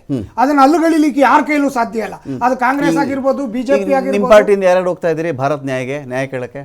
ಸರ್ 100% ಇವಾಗ ಇಂಡಿಯಾ ಒಕ್ಕೂಟದಲ್ಲಿರುವಾಗ ಪ್ರತಿಯೊಬ್ಬರು ಭಾಗವಹಿಸ್ತೀವಿ, ಎಲ್ಲ ಹೋಗ್ತಿದ್ರಿ ನೀವು? ಎಲ್ಲ 100% ಭಾಗವಹಿಸಲೇಬೇಕು. ಬರೀ ಕಾಂಗ್ರೆಸ್ ಪ್ರೋಗ್ರಾಮ್ ಅಲ್ಲ ಇದು? ಬರೀ ಕಾಂಗ್ರೆಸ್ ಪ್ರೋಗ್ರಾಮ್ ಅಲ್ಲ, ಅದು ಅವ್ರೇನು ಜೆಂಡಾ ಇಟ್ಕೊಂಡು ಏನು ಬರ್ತಿಲ್ಲ. ಓಕೆ. ಈಗ ಇಂಡಿಯಾ ಒಕ್ಕೂಟದಲ್ಲಿ ನಾವು ಒಬ್ಬರಾಗಿರೋವಾಗ ನಾವು ಕೂಡ ಭಾಗವಹಿಸೋದ್ರಲ್ಲಿ ತಪ್ಪೇನಿಲ್ಲ. ಓಕೆ. ಇಲ್ಲಿ ವಿಚಾರ ಏನಪ್ಪಾ ಅಂತಂದ್ರೆ, ಏನಾದ್ರೆ ಈ ಆಶ್ವಾಸನೆಗಳು ಹುಸಿಯಾಗಿವೆ, ಮತ್ತೆ ಇಲ್ಲಿ ಏನಾದ್ರೆ ದರ್ಪ ದೌರ್ಜನ್ಯಗಳು ಮತ್ತೆ ಏನು ಬೆಲೆ ಏರಿಕೆಗಳಿದೆ, ನಿರುದ್ಯೋಗ ಇದೆ. ಒಂದು ಬಳ್ಳಾರಿ ಪಾದಯಾತ್ರೆ, ಸರ್ ಬಳ್ಳಾರಿ ಪಾದಯಾತ್ರೆ ಸಿದ್ದರಾಮಯ್ಯನವರು ತೊಡೆ ತಟ್ಟಿ ಹೋಗಿದ್ದದಕ್ಕೆ 100% ಅದೇನ್ ಮಾಡ್ಬಿಡ್ತೀರಿ ನಡೀರಿ, ನಾನು ನೋಡ್ತೀನಿ, ನಾನು ನೋಡಿದಿರ ಬಳ್ಳಾರಿ ಎಫೆಕ್ಟ್ ಇಂದಾನೆ ಅವರು ಮುಖ್ಯಮಂತ್ರಿ ಅಲ್ವಾ? ಅಲ್ವಾ? 100% ರಾಹುಲ್ ಗಾಂಧಿ ಹೋಗ್ತಿದಾರಪ್ಪ. ಯಾರು? ರಾಹುಲ್ ಗಾಂಧಿ ಹೋಗ್ತಿದ್ದಾರೆ ಈ ಯಾತ್ರೆಯಲ್ಲಿ. ಲೀಡರ್ಶಿಪ್ ಸರ್ ಇಲ್ಲ, ಒಂದು ಬಳ್ಳಾರಿ ಸರ್ ಇಡೀ ಅಡ್ವಾಂಟೇಜ್ ಆಗಿ ಸುಳ್ಳ, ಅಡ್ವಾಂಟೇಜ್ ಆಗಿ ಸುಳ್ಳ. ಈ ದೇಶದಲ್ಲಿ ಓಕೆ, ಒಂದು ನಿಮಿಷ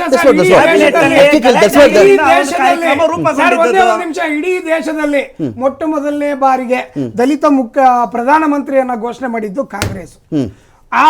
ಇದನ್ನ ಪ್ರಸ್ತಾವನೆಯನ್ನು ಒಪ್ಕೊಂಡಿದ್ದು ಕೂಡ ಆಮ್ ಆದ್ಮಿ ಪಾರ್ಟಿ. ಹಾಗಾಗಿ ನಾವು 100% ಪ್ರೊಜೆಕ್ಟ್ ಮಾಡಿದ್ದು ಕೂಡ ಟಿಎಂಸಿ ಮಾಡೋದು ಅನುಮೋದನೆ ಸಿಗ್ತದೆ. ಹನ್ಮೇಶ್ ಅವರೇ, ಹನ್ಮೇಶ್ ಅವರೇ, ಇವತ್ತಿನವರೆಗೂ ಇಡೀ ಕರ್ನಾಟಕದಲ್ಲಿ ಒಬ್ಬ ಹಿಂದುಳಿದ ವರ್ಗದವನ್ನ ಜಿಲ್ಲಾಧ್ಯಕ್ಷನ ಮಾಡಿಲ್ಲ ಸರ್ ಬಿಜೆಪಿ. ವರ್ಕರ್ ತಗೊಂಬಿಡಿ ಸರ್, ಲಿಸ್ಟ್ ತಗೊಂಬಿಡಿ ಸರ್, ಎಲ್ಲಿ ಕೊಟ್ಟಿದ್ದಾರೆ ತೋರಿಸಿ ಸರ್, ನೋಡ್ಬಿಡೋಣ ತೋರಿಸಿ. ಎಲ್ಲೂ ಜಿಲ್ಲಾಧ್ಯಕ್ಷರನ್ನಾಗಿ ಮಾಡಿಲ್ಲ. ಒಬ್ಬ ಹಿಂದುಳಿದ ವರ್ಗದ ಜಿಲ್ಲಾಧ್ಯಕ್ಷ ಇಲ್ಲ. ವಿಜಯೇಂದ್ರ ಅವರು ಕರೆದಿದ್ದಾರೆ. ವಿಜಯೇಂದ್ರ ಅವರು ಇವತ್ತು ಕರೆದಿದ್ದಾರೆ. ಅವರು ಯಾತ್ರೆ ಮಾಡೋರು ಇದ್ದಾರೆ 2-3 ದಿನಗಳಲ್ಲಿ. ನೋಡೋಣ, ವೈಟ್ ಮಾಡೋಣ. ಸಚಿವರಾಗಿ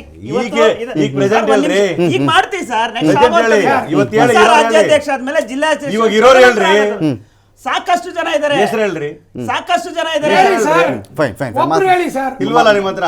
ಸರ್ ಇಲ್ಲಿ ಕೇಳಿ ಸರ್, ಇಲ್ಲಿ ನೀವು ಅಂತ ಇವತ್ತು ಮೇಲ್ಮನೆಯಲ್ಲೇ ಸನ್ಮಾನ್ಯ ನಮ್ಮ ಪೂಜಾರಿ ಅವರು ಕೋಟ ಶ್ರೀನಿವಾಸ ಪೂಜಾರಿ ಪಾಪ ನಾನು ಮೇಲ್ಮನೆ ಸದಸ್ಯ, ಮಾಡಿದ್ರಲ್ಲ ಸರ್, ಮಾಡದೇ 6 ತಿಂಗಳು ಪ್ರಜಾತಂತ್ರ ವ್ಯವಸ್ಥೆ 6 ತಿಂಗಳು ಜನರಲ್ ಕ್ವಶನ್. ಅದು ಹಿಂದುಳಿದವ್ರನ್ನ ಮಾಡಿದ್ರ ಅಂತ ಅಲ್ಲ, 6 ತಿಂಗಳು ಯಾಕೆ ಮಾಡಿದ್ರೆ ಜನರಲ್ ಕ್ವಶನ್. ಅಧ್ಯಕ್ಷರು ಕೇಳಿದ್ರಿ ನೀವು, ಪ್ರತಿಪಕ್ಷ ನಾಯಕರು ಕೇಳಿದ್ರಿ ನೀವು, ಬಿಟ್ಬಿಟ್ಟಿದ್ರೆ ಮಾಡಕ್ ಇಷ್ಟ ಇಲ್ಲ ಅವ್ರಿಗೆ. ಇಶ್ಯೂ ಮಾತಾಡ್ತಿರೋದೇ ಬೇರೆ, ಇಶ್ಯೂನೇ ಬೇರೆ. ಮೋದಿ ಅವರು ಓಬಿಸಿ ನಾವು ಯಾವತ್ತು ಜಾತಿ ಮೇಲೆ ರಾಜಕಾರಣ ಮಾಡುವಂತ ಪಕ್ಷ ಅಲ್ಲ, ಅರ್ಥ ಮಾಡ್ಕೊಳ್ಳಿ. ಜಾತಿ ಮೇಲೆ ನೋಡಿ ರಾಜಶೇಖರ್ ಅವರೇ, ಮಲ್ಲಿಕಾರ್ಜುನ್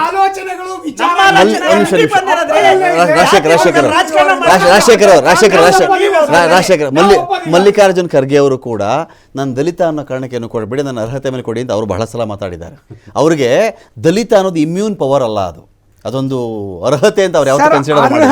ಅವ್ರು ಕೇಳೋದು ನನ್ನ ಕೆಲಸ ಸರ್. 1 ಸೆಕೆಂಡ್, ಅದನ್ನ ಅವರೇ ಹೇಳಿರೋದು, ಬೇರೆ ಹೇಳಿರೋದಲ್ಲ, ಅವರೇ ಹೇಳಿರೋದನ್ನ. ಒಂದೇ ಒಂದು ಸರ್ವರಿಗೂ ಸಮಬಾಳು, ಸರ್ವರಿಗೂ ಸಮಪಾಲು ಅನ್ನೋದೇ ಭಾರತೀಯ ಜನತಾ ಪಾರ್ಟಿಲಿ ಎಲ್ಲಿ ನಡೆಯುತ್ತೆ ಸರ್? ಭಾರತೀಯ ಜನತಾ ಪಾರ್ಟಿಯಲ್ಲಿ ಇವತ್ತು ವರ್ಗಗಳು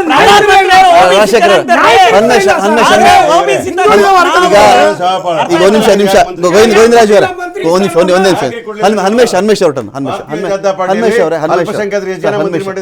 ಹನ್ಮೇಶ್ ಅವರೇ, ಈಗ ಪಾದಯಾತ್ರೆಗಳ ವಿಚಾರದಲ್ಲಿ ಅನೇಕ ಬಾರಿ ಯಾರು ಮುಖ್ಯಮಂತ್ರಿ ಆಗಬೇಕು, ಯಾರು ಉಪಮುಖ್ಯಮಂತ್ರಿ ಆಗಬೇಕು, ಯಾರು ಪ್ರಧಾನಿ ಆಗಬೇಕು ಅಂತ ಒಂದು ಚರ್ಚೆಗಳು ಬರ್ತವೆ. ನಾನು ಈ ಹಿಂದೆ ಕೂಡ ಹೇಳಿದ್ದೀನಿ, ಈಗಲೂ ಹೇಳ್ತಾ ಇದ್ದೀನಿ. ಒಂದು ಫೇಸ್ ಅಂತ ಇರುತ್ತೆ ಸರ್, ಒಂದು ರಾಜ್ಯಕ್ಕೆ ಅಥವಾ ಒಂದು ದೇಶಕ್ಕೆ ಒಂದು ಮುಖ ಅಂತಿರುತ್ತೆ. ಆ ಮುಖವನ್ನು ನಂಬಿ ಓಟ್ ಕೊಟ್ಟಾಗ ಇನ್ನೊಬ್ಬನ ಯಾಕೆ ನೀನು ಪ್ರಧಾನಿ ಮಾಡಲಿಲ್ಲ, ಇವನೊಬ್ಬ ಲೀಡರ್ ಇದ್ನಲ್ಲ, ಇವನ್ನ ಯಾಕೆ ನೀನು ಮುಖ್ಯಮಂತ್ರಿ ಇದು ಯಾವುದೋ ಚರ್ಚೆ ಗೌಣ ಆಗ್ಬಿಡ್ತವೆ ಸರ್. ಯಾರೇ ಇರಲಿ, ಅರ್ಹನಿದ್ದ, ಕ್ಯಾಪ್ಟನ್ಶಿಪ್ ಚೆನ್ನಾಗಿ ಮಾಡಿದ ಕಣೆ, ಅವನು ಎಲ್ಲ ಪ್ಲೇಯರ್ಸ್ ಚೆನ್ನಾಗಿ ಆಡಿಸಿದ್ದ, ಗೆದ್ದ, ಆ ಕ್ಯಾಪ್ಟನ್ಶಿಪ್ಗೆ ನೀನು ಅವನಿಗೆ ಪುರಸ್ಕಾರ ನೀನು ಕೊಡಬೇಕು, ಅವನಿಗೆ ಪ್ರೈಸ್ ಕೊಡಬೇಕು ಅಂತ. ಇದು ಅನೇಕ ಬಾರಿ ಚರ್ಚೆಗೆ ಆಗೋದೇನು ಗೊತ್ತಾ? ಇಲ್ಲಿ ಯಾವುದೋ ಜಾತಿ ಕೊಟ್ಟಿರ್ತಾರೆ, ಇನ್ನೊಂದು ಜಾತಿ ಅವ್ನಿಗೆ ಯಾಕೆ ಕೊಡಲಿಲ್ಲ ನೀನು, ಇವನ್ನೇ ಯಾಕೆ ಮಾಡಿದೆ ನೀನು ಅಂತ. ಈಗ ನಮಗೆ ಸಿದ್ದರಾಮಯ್ಯನವ್ರು ನೀವು ಯಾಕ್ರಿ ಮುಖ್ಯಮಂತ್ರಿ ಮಾಡಿದ್ರಿ ಅಂತ ಕೇಳಿದಾಗ ಶಾಸಕರು ಒಪ್ಪಿದ್ದಾರೆ ಅಂತ ಒಂದು, ಲೀಡರ್ಶಿಪ್ಪಲ್ಲಿ ಬಹುಪಾಲು ಅವ್ರದ್ದಿರಲಿಲ್ವಾ? ಎಸ್.ಎಂ. ಕೃಷ್ಣ ಮುಖ್ಯಮಂತ್ರಿ ಆದರೆ ಕೃಷ್ಣ ಅವ್ರಿಗೆ ಯಾಕ್ರಿ ಮಾಡಿದ್ರಿ ಅಂದರೆ ಅಲ್ಲೊಂದು ಪ್ರಶ್ನೆ ಇರುತ್ತೆ. ಯಡಿಯೂರಪ್ಪನವ್ರು ಯಾಕ್ರಿ ಮಾಡಿಬಿಟ್ರಿ ನೀವು ಅಂತ ಕೇಳಿದಾಗ ಲೀಡರ್ಶಿಪ್ ಇರಲಿಲ್ವಾ, ಅವ್ರದ್ದು ಹೋರಾಟಗಳಿರಲಿಲ್ವಾ, 4 ದಶಕದ ರಾಜಕೀಯ ಜೀವನ ಇರಲಿಲ್ವಾ, ಅರ್ಹರಿದ್ದು ತೊಗೊಂಡು ಹೋಗ್ತಾರೆ ಅಂತ ಹೇಳಿ. ಈಗ ಅಲ್ಲಿ ಹೋಗ್ಬಿಟ್ಟು ನಾವು ತೆಲಂಗಾಣದಲ್ಲಿ ಅವ್ರನ್ನ ಯಾಕ್ರಿ ರೇವಂತ್ ರೆಡ್ಡಿನ CM ಮಾಡಿಬಿಟ್ವಿ ಅಂತ ಹೇಳಿದ್ರೆ, ರೇವಂತ್ ರೆಡ್ಡಿ ಫೈಟರು ಓಡಾಡಿದ್ರು ಅಂತ. ಸೊ ಇಲ್ಲಿ ಏನಾಗುತ್ತೆ, ಆ ಫೇಸ್ ಈಗ ಒಂದು ಲೀಡರ್ಶಿಪ್ ತೊಗೊಂಡು ಹೋಗ್ತಿದ್ದಾರಪ್ಪ, ಪ್ರಧಾನಮಂತ್ರಿ ಆಗ್ತೀನಿ ಅಂತ ಹೋಗ್ತಿದ್ದಾರೋ, ನನಗದು ಬೇಡ ಅಂತ ಹೋಗ್ತಿದ್ದಾರೋ, ನ್ಯಾಯ ಕೇಳಕ್ಕೆ ಹೋಗ್ತಿದ್ದಾರೋ, ನಾಳೆ ಒಂದು ಮೆರಿಟ್ ಲಿಸ್ಟ್ ಅಂತ ಮಾಡ್ಕೊಂಡಾಗ ಇವೆಲ್ಲ ಬರಲ್ವಾ? ಈ ಪಾಯಿಂಟ್ಸ್ ಎಲ್ಲ ಬರಲ್ವಾ? ಒಂದು ಮೆರಿಟ್ ಪಟ್ಟಿ ಅಂತ ಮಾಡ್ಕೊಂಡು ಹೋದಾಗ ಇದು ತುಂಬ ವ್ಯಾಲಿಡ್ ಸಬ್ಜೆಕ್ಟ್ ನಾವು ತಗೊಂಡಿರುವಂಥದ್ದು. ನೋಡಿ, ಒಬ್ಬ ವ್ಯಕ್ತಿ ಕೇವಲ ಅವನ ಜಾತಿ ಧರ್ಮದಿಂದನೇ ಅವನು ಒಂದು ಸ್ಥಾನಕ್ಕೆ ಹೋಗೋದಕ್ಕೆ ಸಾಧ್ಯ ಇಲ್ಲ. ಅದು ನಮ್ಮ ದೇಶದಲ್ಲಿ ಇರಬಹುದು. ಅದೇ ಅಲ್ಲ ಈಗ ಖರ್ಗೆ ಅವ್ರನ್ನ ನೀವು ದಲಿತ ನಾಯಕ ಅನ್ನುವಂಥದ್ದನ್ನು ಬಿಟ್ಟು ಕೂಡ ಅವ್ರಿಗೆ ಸಾಕಷ್ಟು ಅರ್ಹತೆಗಳಿದೆ. ಮತ್ತೆ ಅವರ ಪಕ್ಷದ ಕಮಿಟ್ಮೆಂಟ್ ಇರ್ಬೋದು, ಬದ್ಧತೆ. ಇಷ್ಟು ಕಾಂಗ್ರೆಸ್ ಬಿಟ್ಟು ಅವ್ರು ಬೇರೆ ಎಲ್ಲೂ ಹೋಗಿಲ್ಲ. ಕಾಂಗ್ರೆಸ್ಗೆ ನಿಷ್ಠಾವಂತರಾಗಿ ದುಡಿದಿರುವಂಥವ್ರು. ಅವರಿಗೆ ಕರ್ನಾಟಕದಲ್ಲಿ ಮುಖ್ಯಮಂತ್ರಿ ಆಗುವಂಥ ಅವಕಾಶ ಇತ್ತು, ಅದು ತಪ್ಪಿರುವಂಥದ್ದು. ಹೀಗೆ ಅವರ ಇಡೀ ಜೀವನ, ರಾಜಕೀಯ ಜೀವನವನ್ನು ನೋಡಿದರೆ ಅವರು ಪ್ರಧಾನಿ ಹುದ್ದೆಗೆ ಸೂಕ್ತ ಅಭ್ಯರ್ಥಿ. ಕೇವಲ ದಲಿತ ಅನ್ನುವಂಥದ್ದಲ್ಲ. ನಾವು ಹೀಗಾಗಿ ಒಬ್ಬ ವ್ಯಕ್ತಿನ ಕೇವಲ ದಲಿತ ಅನ್ನೋ ಕಾರಣಕ್ಕೆ ಇವತ್ತು ಪ್ರಧಾನಿ, ಅವನೇ ಮುಖ್ಯಮಂತ್ರಿ ಅನ್ನುವಂಥದ್ದು ಖಂಡಿತವಾಗಿ ಅದು ಒಳ್ಳೆಯ ಒಂದು ಚರ್ಚೆ ಅಲ್ಲ ಅಂತಲೇ ಹೇಳ್ಬೇಕಾಗುತ್ತೆ. ಇದೇ ವಿಷಯವನ್ನು ನಾವು ಸಿದ್ದರಾಮಯ್ಯನವ್ರಿಗೆ ಹೇಳ್ಬೇಕಾಗುತ್ತೆ. ಮತ್ತು ಈ ಯಾತ್ರೆಗಳು ಕೂಡ ಒಂದು ವ್ಯಕ್ತಿಯನ್ನ, ಒಂದು ಪಕ್ಷವನ್ನ ಬಹಳ ಗಟ್ಟಿಗೊಳಿಸುತ್ತೆ, ವ್ಯಕ್ತಿಯನ್ನು ಮಾಗಿಸುತ್ತೆ ಸರ್. ನೀವು ನೋಡಿ, ನೀವೇ ಒಂದು ಒಳ್ಳೆ ಎಕ್ಸಾಂಪಲ್ ಕೊಟ್ರಿ. ಕರ್ನಾಟಕದಲ್ಲಿ ಬಿಜೆಪಿ ಬಹಳ ಪ್ರವರ್ಧಮಾನದಲ್ಲಿತ್ತು, ಬಹಳ ಶಕ್ತಿಶಾಲಿ ಇದ್ದಂಥ ಸಂದರ್ಭದಲ್ಲಿ ಸಿದ್ದರಾಮಯ್ಯನವರು ಚಾಲೆಂಜ್ ಮಾಡಿ ಬಳ್ಳಾರಿ ಯಾತ್ರೆ ಮಾಡಿದಾಗ ಅದು ಎಲ್ಲ ಟರ್ನ್ ಆಗೋಯ್ತು. ಆಗ ಜೆಡಿಎಸ್ ಇಂದ ಬಂದಿದ್ರು ಸರ್ ಅವರು, ಜೆಡಿಎಸ್ ಇಂದ ಬಂದಿದ್ರು. ಇವತ್ತು ಕರ್ನಾಟಕದಲ್ಲಿ ಬಹಳ ಒಬ್ಬ ಶಕ್ತಿಶಾಲಿ ನಾಯಕ ಆಗೋದಕ್ಕೆ ಸಿದ್ದರಾಮಯ್ಯನವರು ಅವರು ಅಹಿಂದ ನಾಯಕರು ಅಥವಾ ಕುರುಬ ನಾಯಕರು ಅನ್ನೋದಕ್ಕಲ್ಲ, ಅವರಲ್ಲಿ ಇದ್ದಂತ ನಾಯಕತ್ವದ ಗುಣ. ಹೀಗಾಗಿ ಎಲ್ಲಾ ಸಮುದಾಯದವರು ಅಕ್ಸೆಪ್ಟ್ ಮಾಡ್ತಾರೆ. ಅದೇ ರೀತಿ ಖರ್ಗೆ ಅವ್ರಿಗೂ ಅಂತ ಒಂದು ಅರ್ಹತೆ ಇದೆ.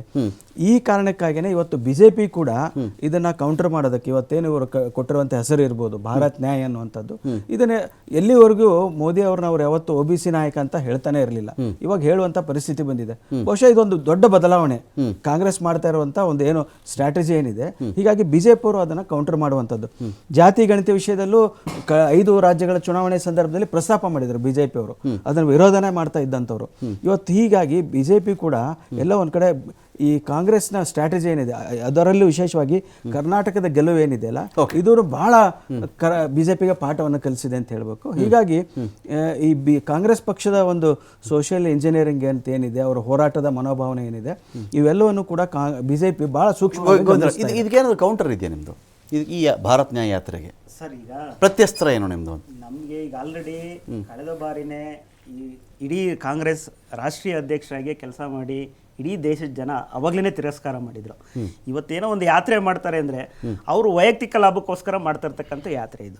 ಇದರಿಂದ ನಮ್ಗಾಗ್ಲಿ ಇಲ್ಲಿ ಕೇಳಿ ಸರ್, ನಮ್ಗಾಗ್ಲಿ ಯಾವುದೇ ರೀತಿಯ ಪರ್ಯಾಯವಾಗಿ ಯೋಚನೆ ಮಾಡೋ ಅವಶ್ಯಕತೆ ಇಲ್ಲ. ಇದು ಜನ ತೀರ್ಮಾನ ಮಾಡ್ತಾರೆ. ಜನಕ್ಕೆ ಗೊತ್ತಿದೆ ಆಲ್ರೆಡಿ ಇಡೀ ದೇಶದಲ್ಲಿ ಕಳೆದ 10 ವರ್ಷದಲ್ಲಿ ಯಾವ ರೀತಿಯ ಬದಲಾವಣೆಗಳು ನೋಡ್ತಾ ಇದೆ ದೇಶ, ಜನರು ಯಾವ ರೀತಿಯಾಗಿ ಸ್ಪೀಡ್ ಅಪ್ ಆಗ್ತಾ ಇದ್ದಾರೆ, ಕೆಲಸ ಯಾವ ರೀತಿ ನಡೀತಾ ಇದೆ ಅನ್ನೋ ವಿಚಾರ ಜನ ಬೆಳಗ್ಗೆ ಎದ್ದು ಹೇಳ್ತಾ ಇದ್ದಾರೆ. ಭಾರತ ದೇಶದಲ್ಲಿ ಕಳೆದ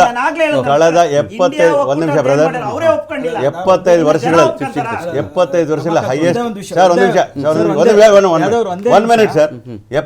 ವರ್ಷದಿಂದ ಹೈಯೆಸ್ಟ್ ಅನ್ಎಂಪ್ಲಾಯ್ಮೆಂಟ್ ರೇಟ್ ಇದೆಯಾ ಇಲ್ವೋ ನೀವ್ ಹೇಳಿ.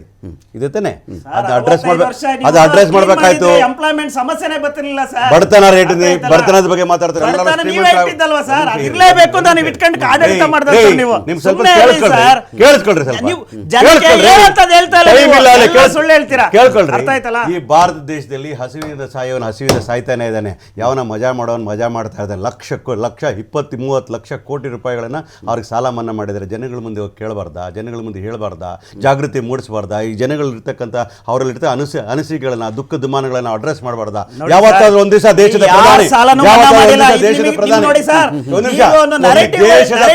ಯಾವತ್ತಾದ್ರೂ ಒಂದ್ ದಿವಸ ರಮಾಕಾಂತ್ ಅಂತ ಒಂದು ಪ್ರೆಸ್ ಕಾನ್ಫರೆನ್ಸ್ ಒಬ್ಬ ಪ್ರೆಸ್ ರಿಪೋರ್ಟರ್ ಮಾತಾಡಿದ್ದಾರೆ.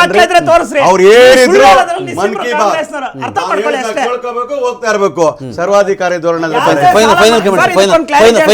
ಪ್ರೆಸ್ ಕಾನ್ಫರೆನ್ಸ್ ಅಡ್ರೆಸ್ ಮಾಡಲ್ಲ, ಬಡವರ ಬಗ್ಗೆ ಮಾತಾಡಲ್ಲ, ಅನ್ಎಂಪ್ಲಾಯ್ಮೆಂಟ್ ಬಗ್ಗೆ ಮಾತಾಡಲ್ಲ, ಪಾರ್ಲಿಮೆಂಟ್ಗೆ ಬಾಂಬ್ ಬಿಡ್ತಾರೆ. ದಲಿತರು ಅಂತ ಕರೆಯೋದು ದೊಡ್ಡ ಅವಮಾನ. ಅವರೇ ಹೇಳ್ತಾರೆ ದಲಿತ ನಾಯಕ. ಈ ದೇಶದಲ್ಲಿ ಅವ್ರು ಯಾವುದೇ ಸಮುದಾಯದಿಂದ ಬಂದಿರಬಹುದು, ಅವ್ರನ್ನ ಎಲ್ಲರೂ ಎಕ್ಸೆಪ್ಟ್ ಮಾಡುವಂತ ನಾಯಕತ್ವದ ಗುಣ ಇದೆ. ದಲಿತ ಅನ್ನೋದು added ಅಷ್ಟೇ ಅದು. ಹೀಗಾಗಿ ಒಬ್ಬನ್ನ ಕೇವಲ ಒಂದು ಜಾತಿ ಆಧಾರದ ಮೇಲೆ ನೋಡ್ಬೋದು. ಖರ್ಗೆ ಸಾಲ ಮಾಡಿಲ್ವಾ? Right now I'll give him document. Right now. Extend 5 minute debate. Okay. Manmohan ಸಿಂಗ್ಗೆ ಇವ್ರು ಕಂಪೇರ್ ಮಾಡಿ 100 ಲಕ್ಷ ಕೋಟಿಗಳ ಎಷ್ಟು ಸಾಲ ಮಾಡಿಲ್ಲ ಅಂದ್ರೆ ನನ್ನ ಹೆಸರು ಬೇರೆ let us have debate. Let us have debate now, no tomorrow. ಈಗಲೇ ಮಾಡಿದ್ರೆ ಮನ್ನದ ಬಗ್ಗೆ ಮಾತಾಡಿಲ್ಲ ರೀ.